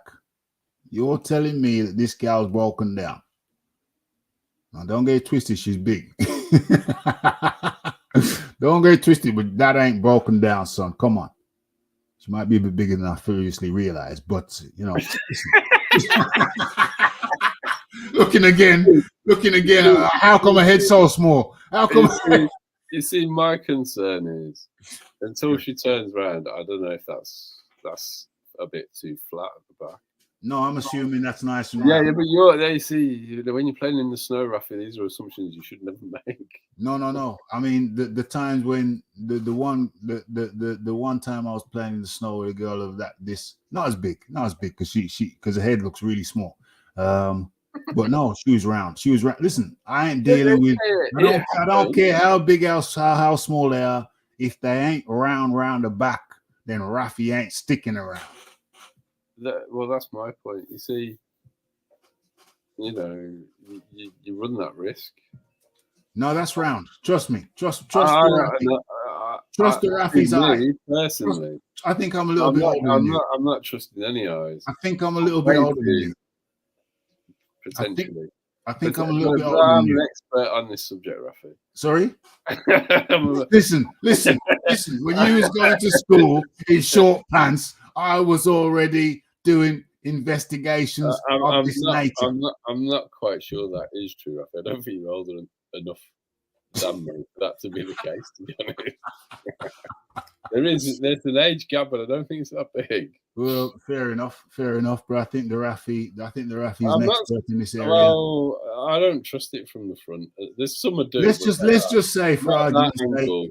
Let's say for argument's sake it's round. Hiding an unfortunate Kermit the Frog situation. I don't think so. Let's just say for argument's sake that she's round. She's around. She's round around. Well, then it's fine. If the bottom matches the top, yeah, then you're good to go. We're good to go, man. We're good to go. We're gonna assume that she's around the back, and everybody's gone quiet because they know they're right. They know the Raphie's right. They know. Look, they're gone quiet now. Look at them. They're saying, well, they have to admit to themselves that so long as she ain't don't get out of breath walking. As long as she don't get out of breath, merely walking and she's nice and fresh. You know what I mean? Nice and fresh. Just commenting on you taking for dinner argument, mate, but laugh my ass off. Certainly an interesting game. Uncle Raphie, tell us about the time you got trapped in the Mampy's lair. Did I get trapped? I've never told you I got trapped. I'm sure he's referring to the anti-gravitational device. Oh, she was at my place. Okay, I can tell you about that. That can be a risky thing to do, bro. No, she didn't drive. What do you mean? That's still risky. Well, no. It's better to go there. Well, listen. I used to go to this particular bar, and there was a girl I used to joke with. I think there was a couple guys around me, and this girl, clearly big gal, big cannonballs around the front and around the back. But she was clean, she was fresh, she was not ugly. Let's put it that way. She was not ugly. And she showed some interest, and my mate was laughing at me. But I decided flirt back. Shock them, flirt back. And they're chuckling at the side, going, standing a few paces away. That she don't realize that they're chuckling away, that she's trying to come on to me. And the Raphie just goes, you know what? Just for a laugh. You know what? I'm going to go with this. We're going to have a little bit of fun. Just flirting, just words. So that was that. She was leaving with her friends. And then I said, a little kiss on the cheek, fine. And then she's gone. And my mates are laughing at me. All right, no problem. It was a nice little wheeze. So a few weeks later, same bar, same Mampy thing pops up. So they move away from me. They move out the danger zone, and they're chuckling away. And then she's totally oblivious to it, and she comes over. And then the Raphie, Raphie's charming self, very nice and polite to her. Once again, give her a little kiss on the cheek, pat on the ass. Catch you later. She goes off with her friends. Cool.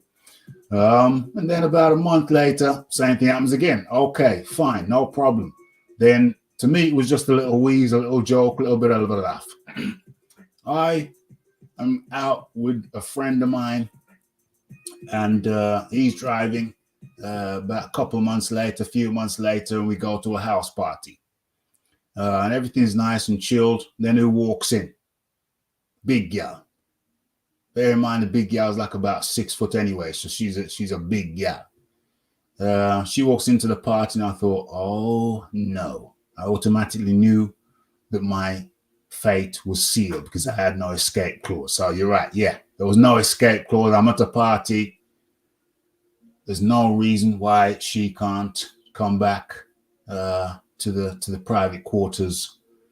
This was pre-Dawkins Towers days. Okay. So eventually, the party's done. My mate, he's driving. She hops in. I say, yeah, come. She hops in. He drops me to my place. She comes. And then that's when the anti-gravity the anti-gravity experience kicked in, you know. Get to the bedroom, you know, things come off, and she was gonna keep some kind of slip on. I said, get it off. You know, the Raphie was drunk. I was like, you know, get it off. She whips it off, you know, cannonballs everywhere. Good. Lie down, and then that's when the Raphie had his anti-gravity experience. It was literally like I was on a waterbed, you know what I mean? I felt like I was surfing, you know what I mean? So that, you know, when you're parachuting. I felt like I was parachuting, you know what I'm saying? My arms were up in the air. It was anti-gravity, mate. That was the anti-gravity experience. I just felt like I was floating, literally. I felt like I was floating. And the only thing I can remember is after that was that I woke up in the morning. That's the next thing I remember was you know, we had a nice little time, but then Raphie was out.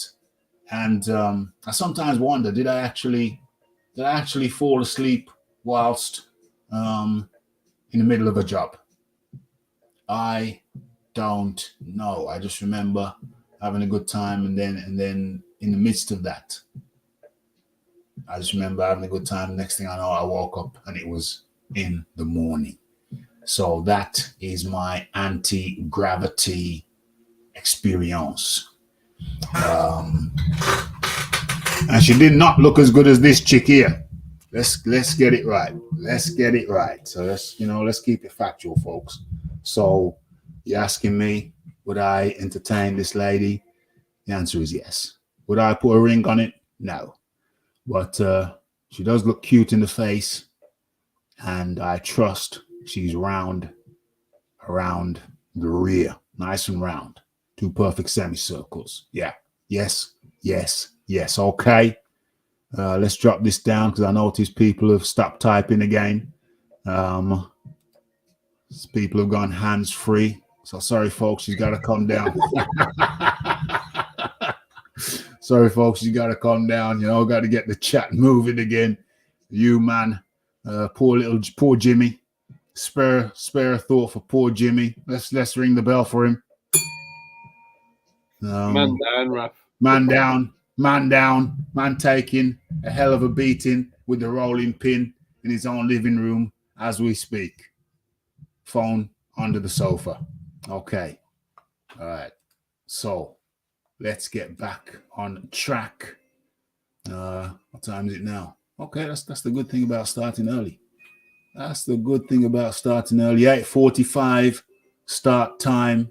Going forward, ladies and gentlemen. 8:45 p.m. start time. That's how we're gonna have to. That's how we're gonna have to chuck it. Hence, a 4th. I gotta bring this lady off the screen because she does get the nightie does kind of flap around and reveal an unclothed torso. What else was there? There was Shakur Stevenson. I think I got some of that. He dealt with this cat with ease, comfort. I ain't watched all of the fight. I must confess, I just skimmed through it. I was trying to watch some of the fights in the early hours of the morning. Fell asleep. Pretty much damn near missed everything. What the hell is this? Why have you got an advert going? Damn it.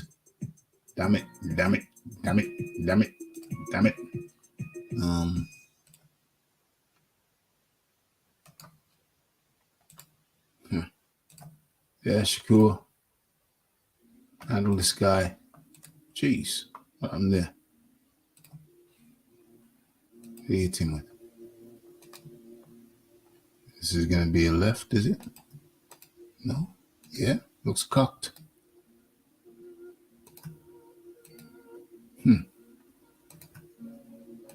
Damn it, man. Throw it. Another left.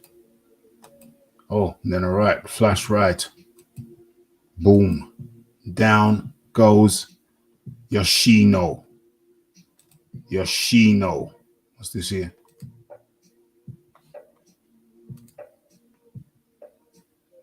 Boom. Yeah, that was that. That was that knockdown. What's going on here?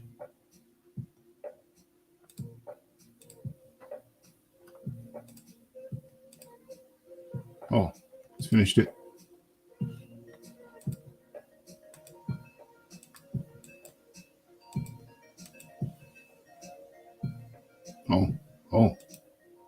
Oh, what's this? I don't even know. Am I showing this? Am I sharing this? Yeah, cool. Oh, that was a nice ride. Yoshino comes in. And what happens? Oh, nice left uppercut. And that still ain't finished him. What's going on here? What? Oh, he's waved it off.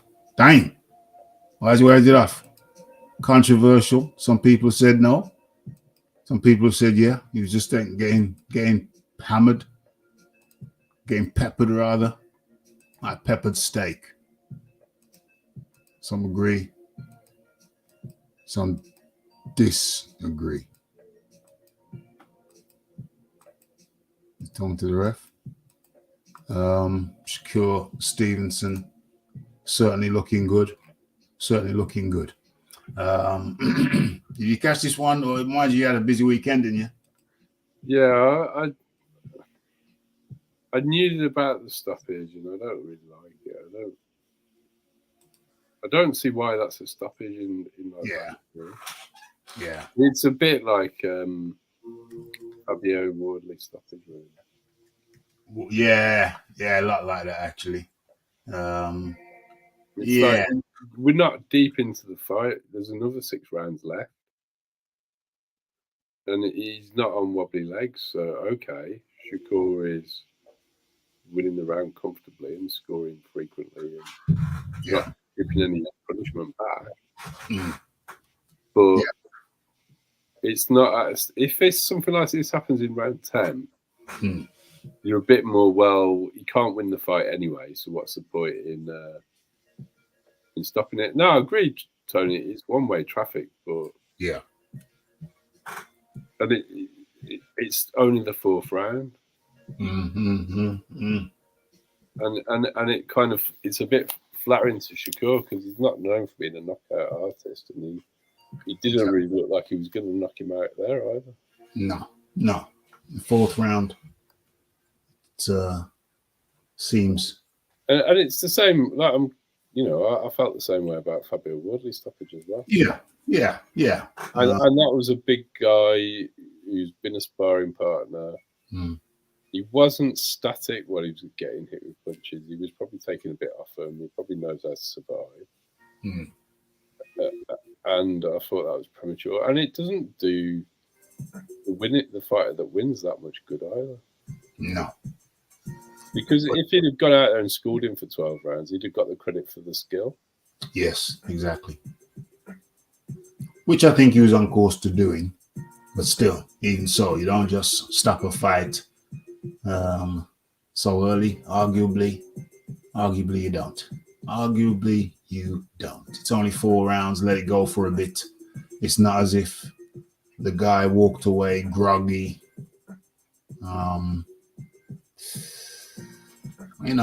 It's not as if you walked away groggy. Yep, the World EV coffee was a nice gift. Indeed, it was. Did I cover that fight live? I think you did, Raph. I'm sure you did. Okay, yeah, I remember talking about it. I remember watching it, so I'm assuming I covered it live. What was on? That was on the Joshua. It was a fight before Joshua. That's why there was such a big wait between the 2 fights. Okay. One of the other issues with it as well. Yeah, if I'm not mistaken, I think I covered that live. I certainly remember watching it.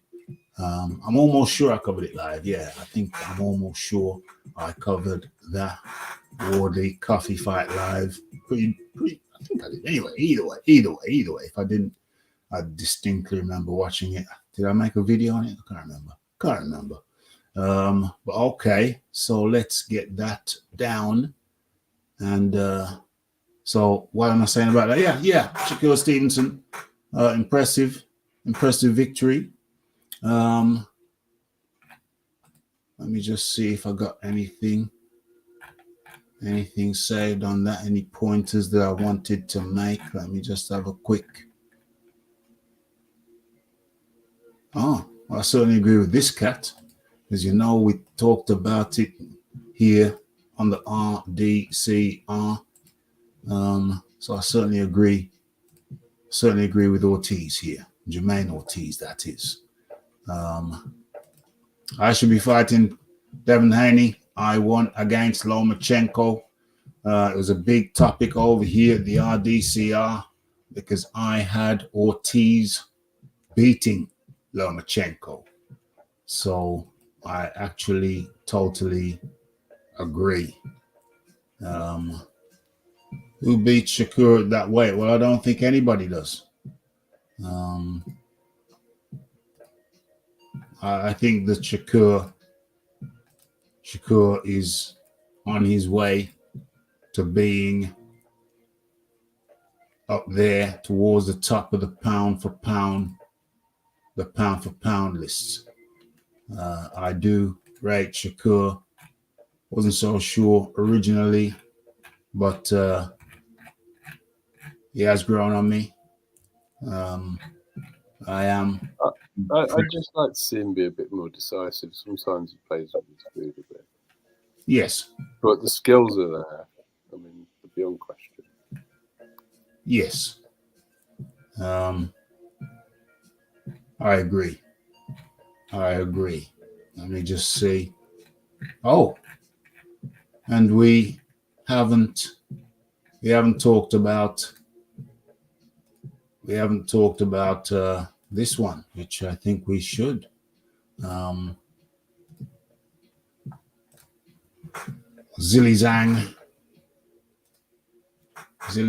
yeah.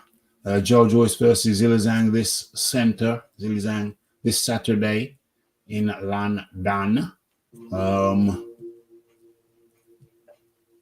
Joe Joyce by 8th round. Am I going with the 8th round? 8th round, 9, 10, 11, 8th round. I'm going Joe Joyce by stoppage. If I have to pick a round, I'm going to go 8th or 9th. I'm going to go 8th or 9th round.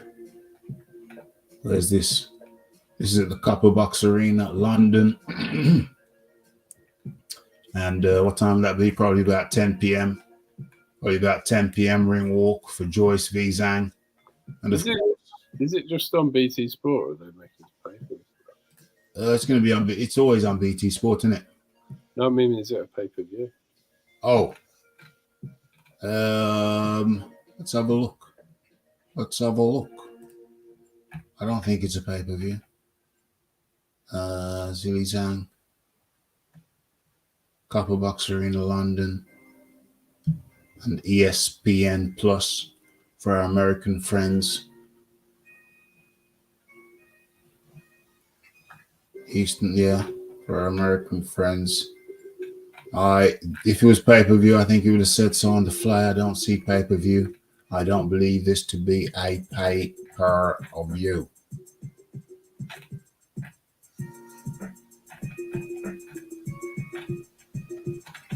Joyce v. Zhang card. Denzel Bentley versus Kieran Smith on the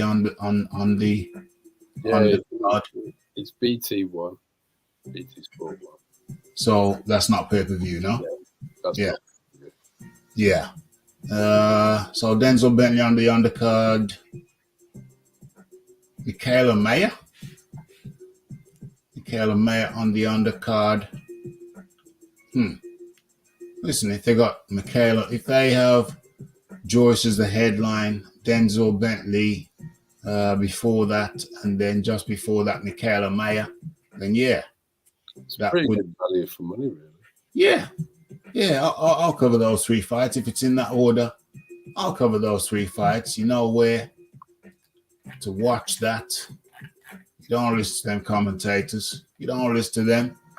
You want to be over here at the The RDCR. trouble with the RDCR coverage, Raph, is your internet's too good. The internet's too what? Too good. Too good. You're often ahead of me.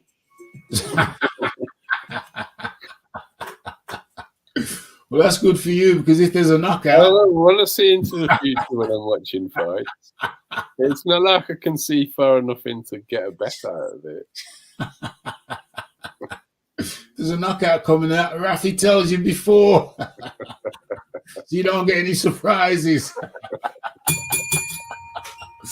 So who you got for this one? Joyce v. Zhang. I'm a bit on the fence, to be honest, because I actually think it's a good test for Joe Joyce. Uh-huh. I mean, you know, beating up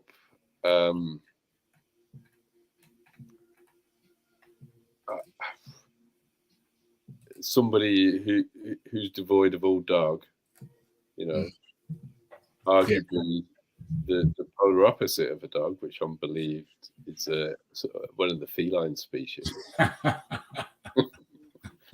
It's hardly proof that he's a world beater. Yeah, No. but nobody's battered Parker like that before, though. Yeah, but he's been tenderized quite a bit. Yeah. And like, what, you know, is he really taking his career seriously? Well, It's not the first time he's been dropped, is it? no. Not the first time he's been dropped. Derek's dropped him. Dillian's dropped him. Yeah. Derek gave him a bit of a pasting, and then to be honest, I thought Derek won that fight first Of one. course, I think Derek won that first fight. I think, You know, I mean, Joe did do it a bit better. yes. But at the same time, that is the fattest Joseph Parker we've ever seen. Yeah. So, you know, did he just beat up on a very out of shape, not taking life very seriously, drinking beer in Morecambe version of Joe Parker? Well, We have seen Joe Joyce hurt to the body by Brian Jennings. And other than that, what's his best win? Daniel Dubois. Yeah. So Joe's not as proven as people think he is. Daniel Dubois, Jennings. Yeah, Jennings. Daniel Dubois or Jennings. I don't know. I mean, you could argue Jennings won that fight. Yeah, it was a very close fight. So People forget about the Jennings fight, though. Conveniently, yeah. So what I think it's a good test. I'm a bit on the fence about it because what have we got apart from Zhilei Zhang, apart from the Hrgovic fight? Obviously, that's his last fight, but he didn't. He had enough power to hurt Philip, but he didn't have enough ring craft to put him away. Yeah. I think it's going to be a lot of fun. My main prediction is fun because they're going to go in and throw hands, aren't they? Definitely. Someone's going to get hurt, and Joe's going to get hit. Yeah. Zhilei Zhang's a southpaw as well. That's interesting. They're going to be looking at eye level. I suspect that Joe's got the better reach, but Joe doesn't really rely on his reach too much. He wants to get in there. Parker is Tyson's full-time butler. It's a little bit more than that. I'd like to describe him as his personal servant who may also undertake other duties. Oh, MG. Oh, Lord. Well, I mean, you know, he seems to be gargling Luke Fury quite regularly. Really. Yeah, well, you know, he's definitely waving his pom-poms. There's no doubt about that. Oh, yeah. There's no doubt about that. You know, and with him being questionable, you know, I mean, feline species. Oh, dear. So, you know, maybe he's a bit like Kell Brook. Who knows? Oh, MG, the thoughts and opinions of the panelists on the RDC not necessarily shared by the host. I That's don't just really know what I've said. small print, folks. Read the small print. I've just suggested Yeah. that two boxers might have some pastimes in common. Oh dear. Oh dear. Well, there we go. There we go, folks. There we go. Folks. The thoughts and the views of the panelists are not necessarily reflected by the host. That's all I'm saying. That's all I'm saying. Zhang has Zhang's gas tank. Yeah, I is agree with not that. great. Based on that, I think Raphie's prediction is probably accurate. Later rounds, Joe may well get to him. Although we haven't, like he doesn't go down though, does he? No. He's a bit of a lump. I'm not sure he's going to be easy to share. It ain't going to be easy, mate. It is not going to be easy. My prediction is it's going to be an entertaining fight. Two come forward fighters aiming to knock each other out. You know what I mean? That's what it will be interesting to see how Joe's chin bears up because he's not been in with a puncher before. Well, I think it's very difficult to class Daniel Dubois as a puncher because he's the most notable person he's knocked out, Nathan Gorman. Well, yeah. I mean, that fat slob has never beaten anybody. That's a fair point. Point. Nathan is like really, he's getting to virtual intervention point, isn't it? Yeah. A professional athlete turns in the ring like Nathan Gorman. How fat was he in his last fight? He's fat.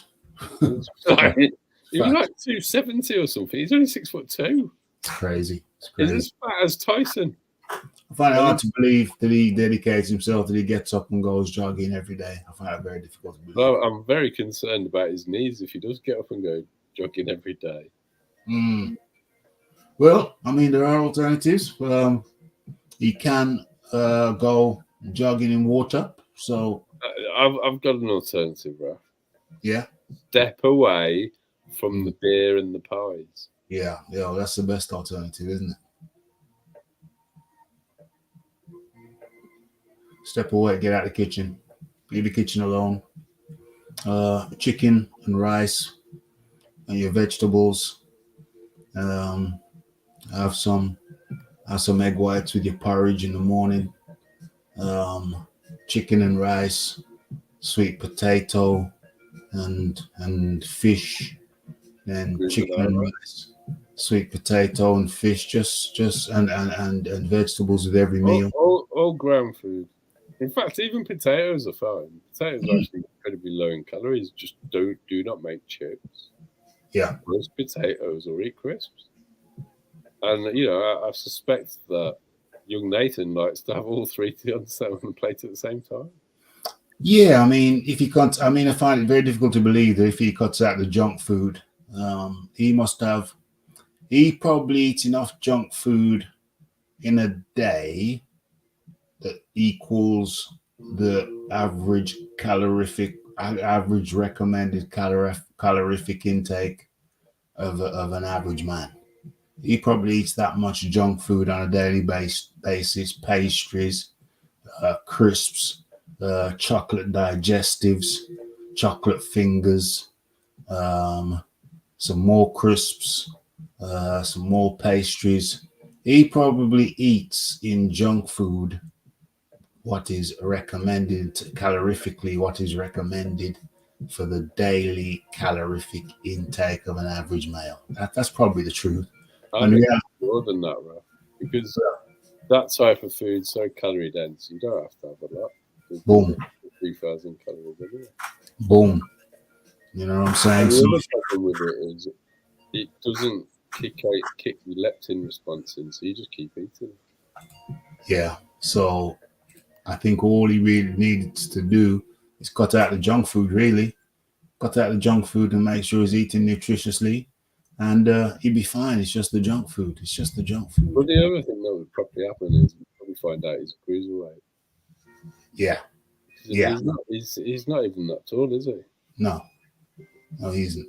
He's like a 6'2" or something. He wouldn't be that tall at cruiserweight. For real. He'll be dwarfed by some guys height-wise. I thought Dubois' power troubled Joyce at least a couple of times during their fight. I thought so too. I thought Dubois certainly gave him food for thought. But I mean, that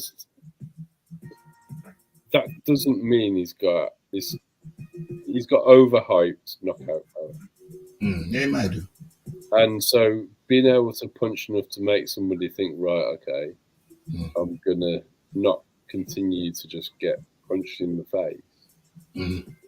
Doesn't mean that Dubois has this amazing power. No. And Zhilei Zhang doesn't necessarily have amazing power either, but he certainly did put down Hrgović. Yes. He's a big lump. Yes. So it'll be. I think he's got power. I think Zhang's got power because he did have Hrgović on skates. Hrgović. Yeah, I mean, it was a bit more than troubled Hrgović, wasn't it? Yeah. You know, he put him down and he was on wobbly legs. Yeah, he's on skates and all. So I would say it's more a question that Zhilei Zhang's not a good finisher rather than lacking in power. Yeah. Dr. Wooduk, big up chat. Unfortunately, not getting the notifications, but it's a Monday, man. You know that on a Monday it's traditional. You tune in. You turn your internet on. You turn your YouTubes on, and you hit the notification button because you know we go live typically, not always, but typically on a Monday. It's been that way for some time. But what I would recommend you do is unsubscribe and then resubscribe. You know what I'm saying? So unsubscribe. If you're having troubles getting notification, then unsubscribe and then immediately resubscribe. But don't forget to resubscribe. You know what I'm saying? It's a very important part of the process. Anyway, good to have you up in here. We've had some very entertaining chat. Some may say a tad irreverent, but hey, it's the RDCR. That's how it goes down. Any people of a sensitive disposition need not apply. I think we're cryptic enough. Yeah, cryptic enough. I think we're cryptic enough. You know, semicircles around the back. Come on. You know, I mean, it's all PG language, bro. It's all PG, mate. It's all PG. He's yet to fight someone of merit, in my opinion. Who's yet to fight someone of merit? I think he's on about Jared Anderson because Joe who? Jared Anderson. Okay. Because the fight doctor said that he's a knockout waiting to happen. Oh, the fight doctor said that Jared Anderson is going to get knocked out. He said he's a knockout waiting to happen. So that means he's going to get knocked out soon. Well, unless he tightens his game up, I assume. Okay, I assume that's what he's saying. Nathan Gorman being trailed by Mr. Certainly, sneaking into the factory, the Kipling factory. After hours, it's a common theme though with people of his cultural background. Right? No, but it is. I mean, look at Billy Joe Saunders at the moment. Yeah, I do love the pastries. It's up here. I think that you can have a traditional diet that's unhealthy. Yeah, and a traditional diet that is healthy. Yeah. If you look at Mexican fighters, they have similar problems. Like the Mexican diet is not a good diet to adhere to. They do tend to be on the fleshy side. Quite a proportion of them, for sure. So, so you've either got to say, I'm not going to eat all the food I've grown up eating, and I'm going to dedicate my diet as well as everything else. Well, you could have a traditional diet, but with modified ingredients. But you've got to know what you're doing to do that. And get a nutritionist in. Yeah, I want to eat traditional, but I want you to make the modifications, healthy modifications to the dishes I eat. These are my normal dishes. Yeah, but Nathan Gorman's not on that kind of money, is it? Nutritionist. It's not. Nutritionists ain't that expensive. Nutritionists ain't that expensive. I'm not saying keep him in camp. I'm saying get a nutritionist Yes, give him your standard meals and say, I'd like this, but I like to keep eating similar to this, but I'd like you to make the necessary modifications to make this healthy. Because if we go through all of the boxers in the UK with a travelling heritage, none of them, they're all smooth. Cashman's not smooth. All right.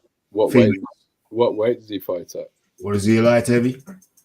Or is What's he like in between fights? Oh well, yeah, that might be different. Yeah. It's like if you've got to make weight, then to get there, you're probably going to look good, but you might have got there in a very bad way. Yeah, that's true. But the fight doctor here is confusing me. Anderson has done nothing other than knock over tomato cans. A skilled heavyweight will probably stop him. But hold on a second. I thought you was a fan of Anderson. I thought you was a fan of Anderson.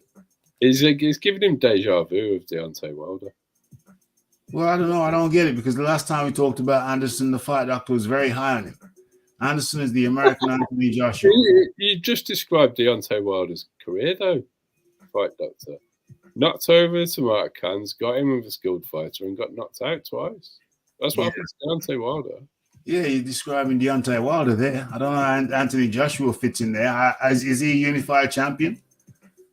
Is Anderson a two-time unified champion? I think you're talking. No, I think who still has more wins against top 10 heavyweights than anybody else in the top 10.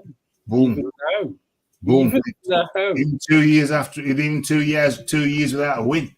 Even 2 years without a win. That's crazy. Well, Deontay Wilder's coming off horrific knockouts.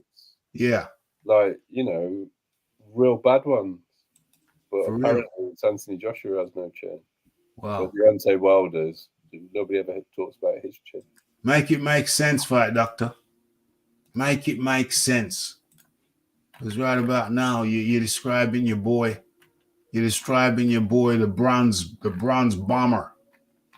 That's what it seems like to me. The Alabama twerker. The Alabama twerker.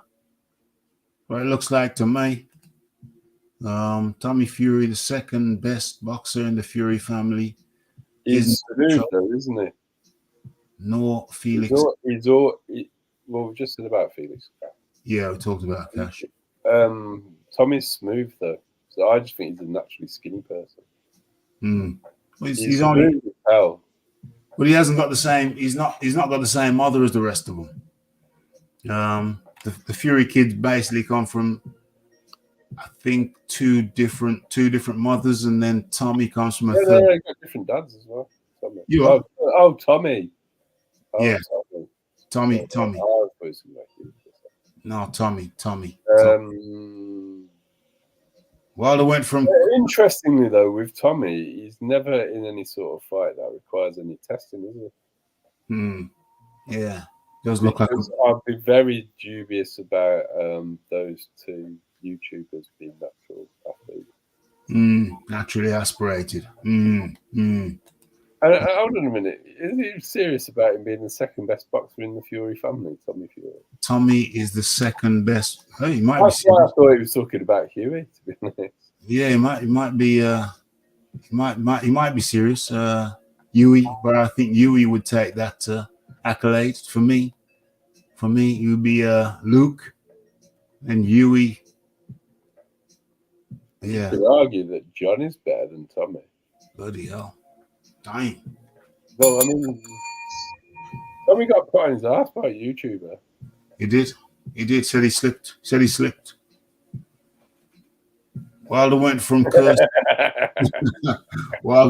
cursing Fury to kissing his hand and bowing to him in Saudi Arabia. Make that make sense. He was one step away from turning around and twerking for Fury. Oh Lord. Dang. Okay. And so, what time is it? Yeah, a good time. And so I think we've come to that. I think we talked about Shakur, Jared Anderson. Well, yeah, I mean, he stopped another guy. You can say he stopped another nobody, but hey, he's on the come up. Jared Anderson. I mean, I don't. How many fights in is he? I'm going to have a look now. Jared Anderson, I'm just going to bring up his record. Uno momento, mamisto de tempo.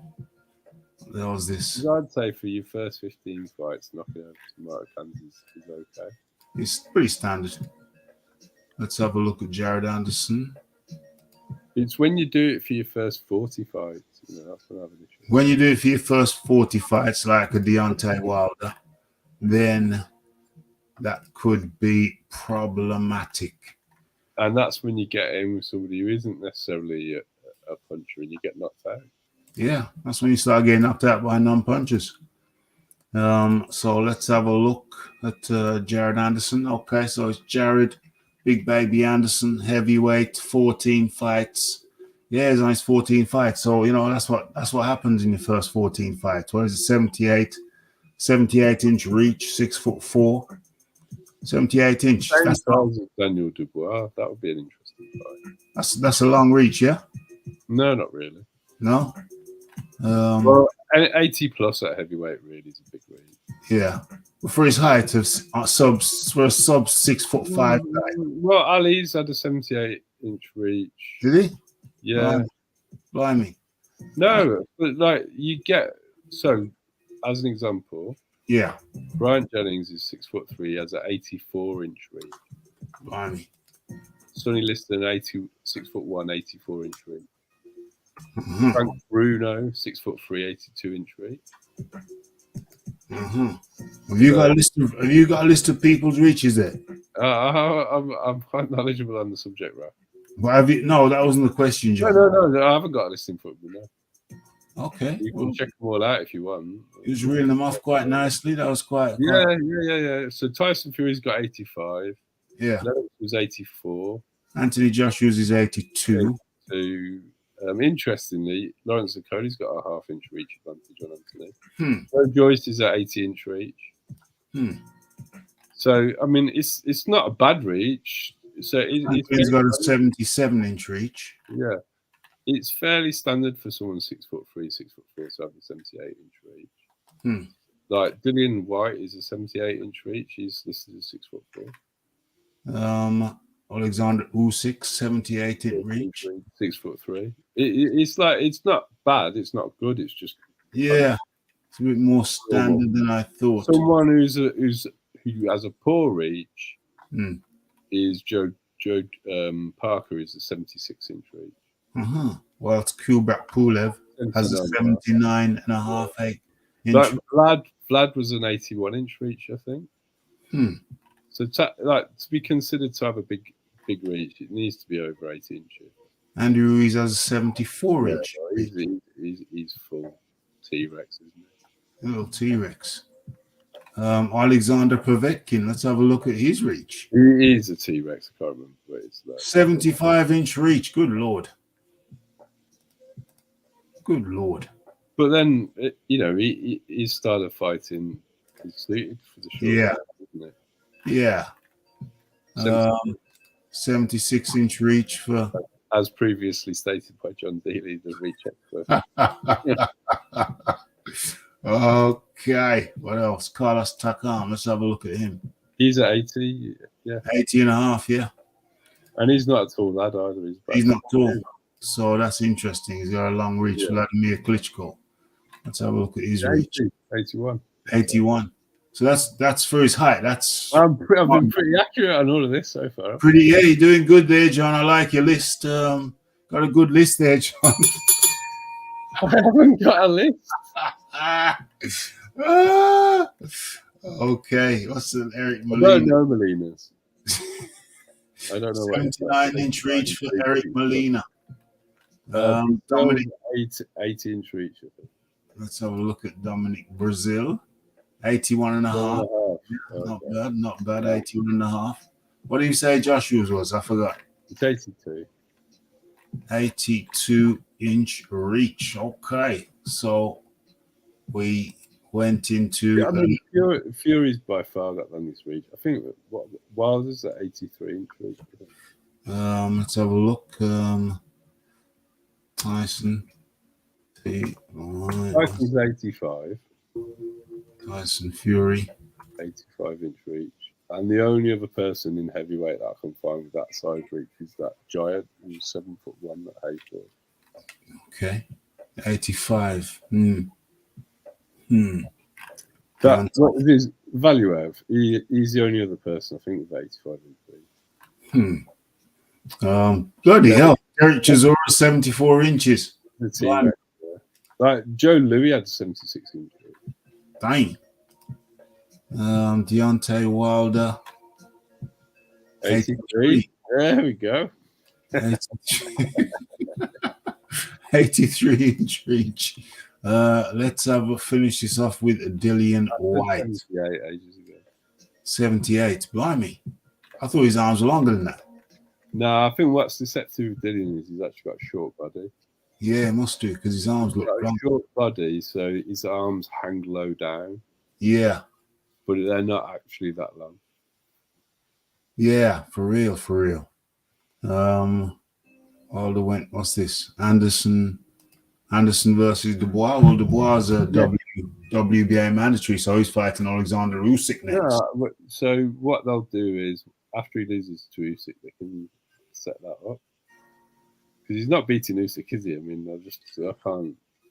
It's highly unlikely, but, he's always got a puncher's chance. He's got a puncher's chance, but Usyk's been in with other punchers who are more proven than him, more than one occasion. And, I mean, if you look at Derek's knockouts, he's got a more impressive list of knockouts than Daniel has. Oh, yeah, but he's been in the game for far longer than that. Yeah, but Daniel's, like, some of Daniel's knockouts are super middleweights, right? Yeah. Like, when we're talking about knocking over tin cans, that is up pretty. Like, legitimately, the best person who's knocked out is Nathan Gorman. Yeah, that is also true, but I'm still not ruling out. I'm still not ruling out him getting a unlikely knockout over Usyk. Is it likely? No, it's highly unlikely. And you can have a cheeky wager on it, right? I'm gonna put a little wedge on it. Say again. That'd be horrible.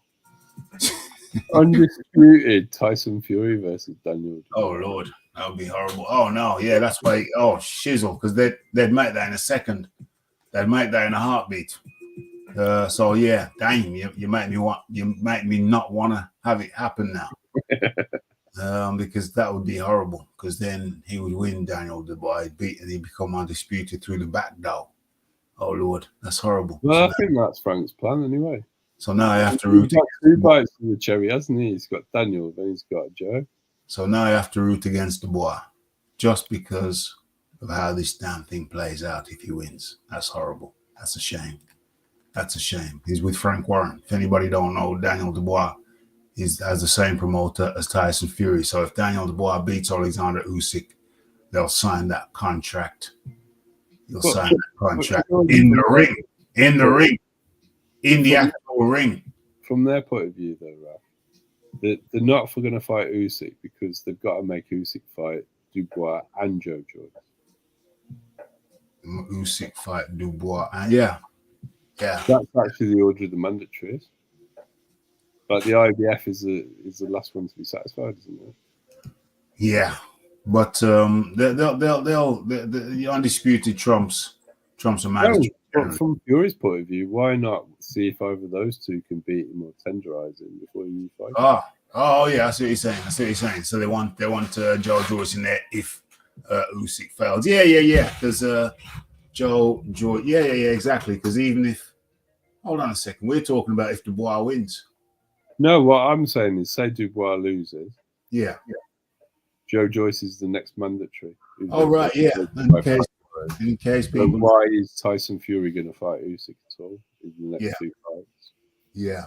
In case people don't know, Daniel Dubois, Joe Joyce, and Tyson Fury are all fight under Frank Warren's Queensbury promotion. So, go ahead and connect. And I personally don't think Tyson likes fighting southpaws, and he could beat both of those quite comfortably without having to engage, really. Both of who? He just uses length. Both of who? You think he beats Joyce easily? I think it's a better stylistic matchup for him than Usyk. Yeah, I think he'd rather fight Joyce than Usyk, but he is the clincher. I don't think he wants to fight Joyce either. Possibly not. Well, I'm going to be releasing a video in the next couple of days with the words of Luke's father. Yeah, but And Luke's father said, "What? I don't know if Tyson really wants to go in there with Joe Joyce. I mean, what does Joe Joyce bring to the table? What does Joe Joyce really bring to the table? You know, he's got no belts. He's a nice lad. He's a good boxer. But what does he bring to the table?" So yeah, but that's now. in that video that I'm going to release in the next couple of days, we're going to explore that, and we're going to explore the possibility. What I say is the probability that Tyson Fury, not only does he not want to fight Alexander Usyk, but he also does not want to fight Joe Joyce. Well, I'm just going to put this out there now, Raphie, on the topic. Tyson's been calling out Joe Joyce after the Derek fight. Yeah. Joe's fighting on Saturday. Some Yeah. people have theorized that Tyson is waiting for the result of that fight before he announces his fight. But I don't think that's part of the strategy at all, because I think they want Joe to then fight Usyk after Daniel. So I think Tyson's going to fight another stiff, like a complete non-fight again. Well, that's what I'm saying. Because people are saying that he's going to fight Joe Joyce. He's going to fight Joe Joyce instead of the I don't think he wants Joe Joyce. But I think it's because of the preferred route to undisputed. Because if you make Usyk fight Dubois and then you make him fight Joe, who are his next two mandatory contenders, worst case scenario, you put some miles on the clock on Usyk while you fight some bums. Yeah. That's the best case scenario. You've got in-house fights for Frank, for undisputed.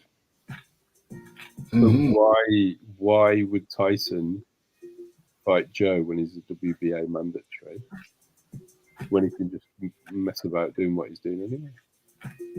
Yeah. That's my contention. So whether the real test of it will come is if he continuously looks undisputed full stop. I don't think there's any chance of Tyson fighting Joe Joyce after Zhilei Zhang fight. They'll make the Dubois fight ideally for the summer, and then I think they'll push for Joe Joyce to get his mandatory shot afterwards. Yeah, I think that's I can see that because one thing that I know, or one thing I believe, is that Tyson Fury has no desire or intention to fight not only Alexander Usyk, but also Joe Joyce. I don't think Frank wants it either. I think they want to put Joe and Usyk in together. It's crazy to think that Frank, with Bob's help, could potentially control all the belts at heavyweight. OMG. It's I say not only crazy, it's horrifying. It's pretty close to happening, really. Yeah, it's horrifying. It's horrifically close too. They've got two cracks at the whip. Jeez. When all Hearn's actually got in the mix at the moment is Hrgovic, which I don't think I'm not convinced on Hrgovic, because we've been saying he hasn't been looking very good for quite a while now. It's not just his last fight. Yeah. He's been fundamentally underwhelming, and his resume is not really that good either. It's we've been saying that for some time, but Hrgovic isn't with Frank. No, I'm saying the only person that he's got in the mix is Hrgovic, because he's the IBF mandatory. Right. But that's not due, because that's the last mandatory that Joshua fulfilled against Pulev. Yeah. Pulev, yes. Okay, so we've chopped that up. We've gone through a whole load of stuff. A whole load of stuff. What the hell is this here? Where is it? What have I missed? Oh, damn. Okay, well, let's get to it. Coming close to the end of the show now, folks. So let's get into the biggest combat news story of the weekend was, to my, the redemption of Israel Adesanya, the Nigerian-born New Zealander. No, the New Zealand-born Nigerian parents, heritage. He represents proudly. Got beat. Is the UFC welterweight champion. Has been for a couple of years now. And he came up against a guy who beat him in kickboxing during his kickboxing career 2-time. The Brazilian Pereira. And Pereira came over to the UFC, had about 6 fights, then got a championship crack at the guy the UFC brass knew that he beat a couple of times in kickboxing previously. They fought about 5 months ago. Pereira beat Adesanya. Was it KO or TKO? Either way. Referee stoppage, KO, TKO, call it what you will. And this fight happened on Saturday night, Sunday morning UK time. This was the second fight in the UFC. So Pereira took Adesanya's welterweight belt, and now this was an opportunity for redemption. But Adesanya was the underdog. Most people, myself included, thought that Pereira had his number, beat him 3 times, although when you look into the detail of it all of the fights were competitive. The first fight in the UFC, Adesanya was en route to winning when he got stopped in the 5th round. The first kickboxing fight, arguably, Adesanya could have won that one. So it wasn't like any kind of whitewash that the numbers 3 losses would suggest. And even in the first fight in the UFC, Adesanya had Pereira out with the last punch of the first round. Had him out on his feet. Bell saved Pereira, and he eventually went on to win by a 5th round TKO KO. But this was the second fight over there in America. What was that? The West Coast, LA. That's where I normally do it. And it was very competitive in the first round. Could say Adesanya won that, but competitive either way. And then they went into the second round, and it was still very competitive. It was a nice little step back there, or lean back. And then in the last minute of the second round, Pereira got Adesanya on the ropes. That would have given people flashbacks, because it was on the ropes against the cage in their first UFC fight where Pereira finished Adesanya.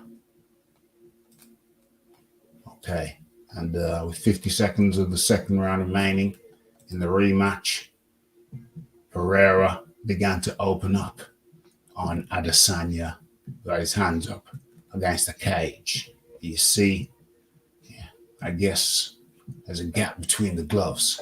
You can still see each other. Adesanya can still see Pereira, his positioning. And then the knee glancing to the side of the head. Probably caught the cheekbone right there. And Adesanya would have had an opportunity to see the positioning. He may have seen the left Uppercut coming. Landed. More like a hook. But now Adesanya might be in a position to respond. Mazzagatti, the referee, I forgot his, what is Steve Mazzagatti? No, it's not Mazzagatti. That's another Italian name. I forget, but he's been notorious over the years. He was a bit of a comedy figure originally when he first stepped on the scene. He made some comedic calls, and to be honest, his positioning here is quite comedic. Should be on this side or that side, but anyway. Boom. Big right hand came out, countering the onslaught. Easy to miss. Where are we? Just landed the knee. Big right hand.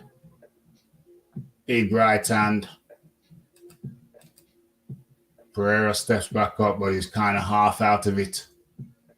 Boom. Another big right hand followed by an attempted uppercut.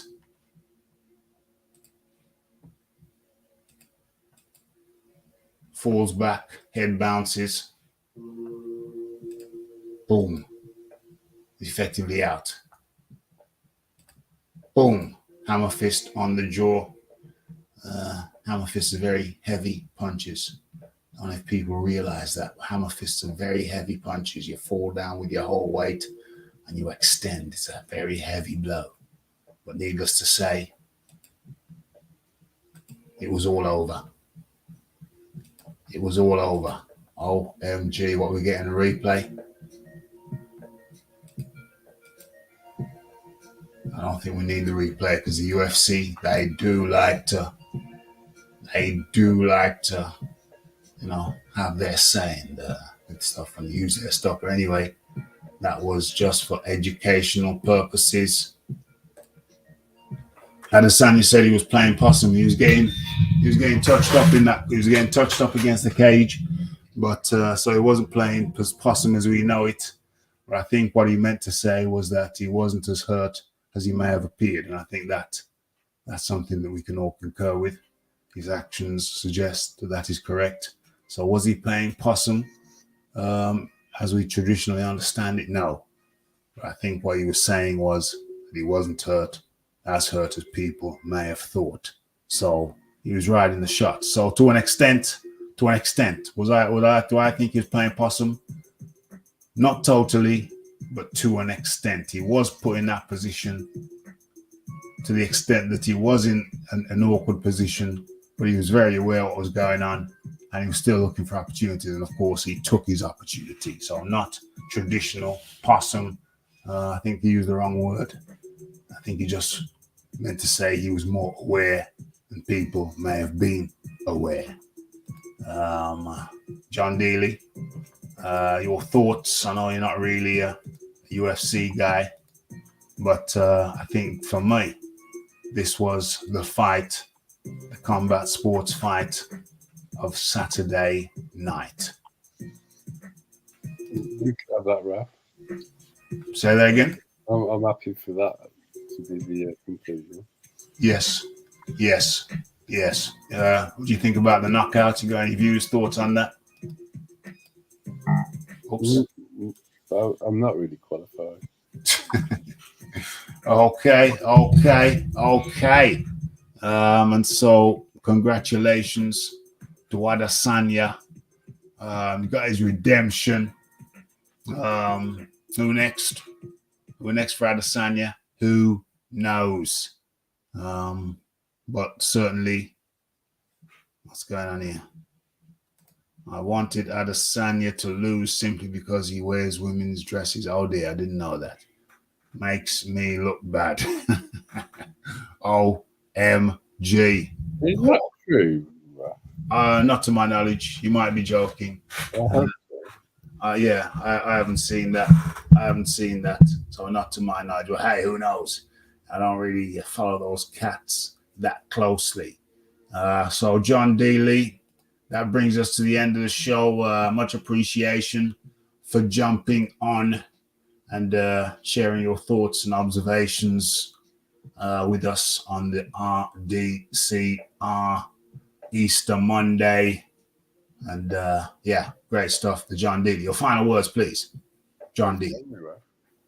100%.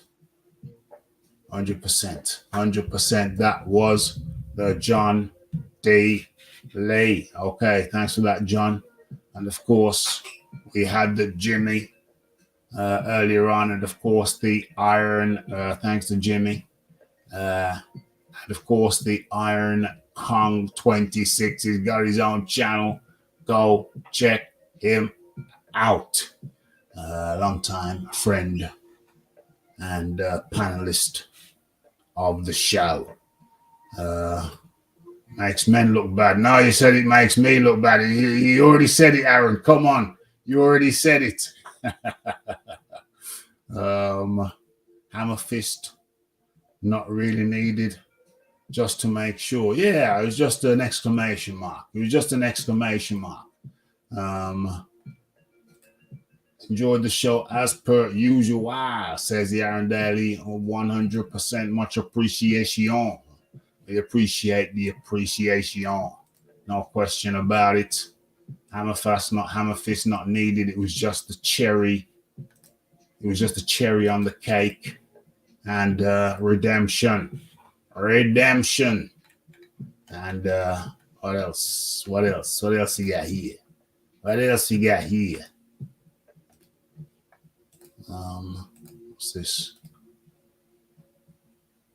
this? I'm gonna make this picture bigger. There we go. Why did that take 3 attempts? If it's not really needed. Enjoy the show as per usual. And there's Adesanya making the arrow, shooting Pereira through the heart. OMG. Okay. What else is going on? Anything else going on? Of course, Gilbert Burns beat Jorge Masvidal. What's going on here? Jorge Masvidal was supposed to be in line to fight Leon Edwards, our very own Leon Edwards from Birmingham here, Middle Earth. Leon went to fight Masvidal, but Masvidal got outpointed by Brazilian Gilbert Burns. Doesn't sound very Brazilian, does he? Gilbert Burns. But yeah, that's his name. So it looks like Leon Edwards will be fighting Colby Covington. Or Colby. Was it Colby? Yeah, Colby, like Colby beef, Colby Covington. Yeah, I think it's Colby Covington. That fight is going to take place.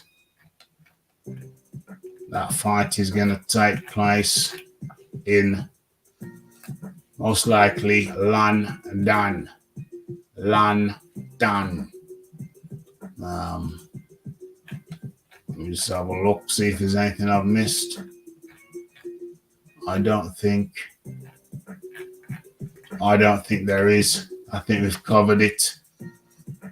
I think we've got through it. I think it was a good one. It was a fun one. It was an entertaining one. And this was the response. That was the response to Israel Adesanya's victory. There is Francis Ngannou, presumably is standing on a sofa or a chair or something. Either that or he's standing on stilts. Something of that nature. So let's stop that.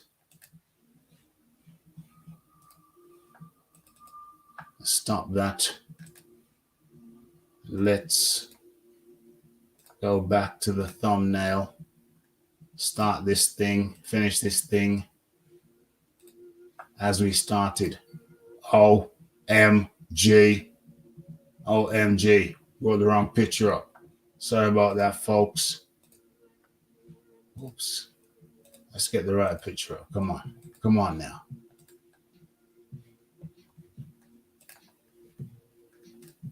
Let's get the right picture up. No, not that one. There we go. There we go. This one. Okay. Anthony Joshua. Gone till December. I'll be gone till December. Shakur Stevenson taking care of his opponent. Referee waved it off in the 4th round. There we go. And then Gilbert Burns, the Brazilian, beating the American-Cuban Jorge Masvidal. He featured in some of Kimbo Slice's backyard fights. So talking about Jorge Masvidal, Florida, just like Kimbo Slice, and he got in on the backyard fighting, and it was very, very good. Talking about Jared Anderson, thought fight doctor like him, but don't seem to like him no more. Got a change of heart. Said he might be America's Anthony Joshua, but I suggest, if anything, thus far, his career is more akin to that of Deontay Wilder. Jared Anderson ain't no unified champ. Certainly no 2-time unified champ. And then Israel Adesanya defeating Brazil's Pereira. And of course, we have the what do you pronounce his name? Fernando versus Mendoza. Gets knocked out in the 7th round. OMG. There we have it. Enjoy the show as per usual. Did I just mention Anthony Joshua? Out until December. We discussed why. Dr. Wooda, peace out. And the tone says, please send me that picture so I can have it as my new screensaver. OMG. OMG. Consider it done, Tone. I'll send it you via Twitter, me old boy. Okay, folks. So fun and games over here, the RDC. Hope you enjoyed it as much as I did. Thanks goes out to the Iron Kong 26. He's got his own channel. John Daly. And of course, the Jimmy for coming through. Jimmy, I hope your wife didn't beat you up too bad, bro. Hope she didn't leave too many dents in the rolling pin. I hope you can get your phone back from under the sofa. Don't forget that's where you left it. Okay. Hope you all enjoyed it. And still got one last task to do for the night before I get to bed with my hot chocolate. So I shall bid you all a fond good evening, good morning, good afternoon, wherever you may be. It's the Raphie Dawkins, the Combat Radio. It's the like, it's the subscribe, it's the comments, it's the shares, and it is the hitting the bell icon in order to stay updated with news and notifications. And don't forget about the live show. Don't forget about the videos. Don't forget to follow me on Twitter. Link in the description box. It's Raphie Dawkins, Combat Radio, and we are out. Blessed.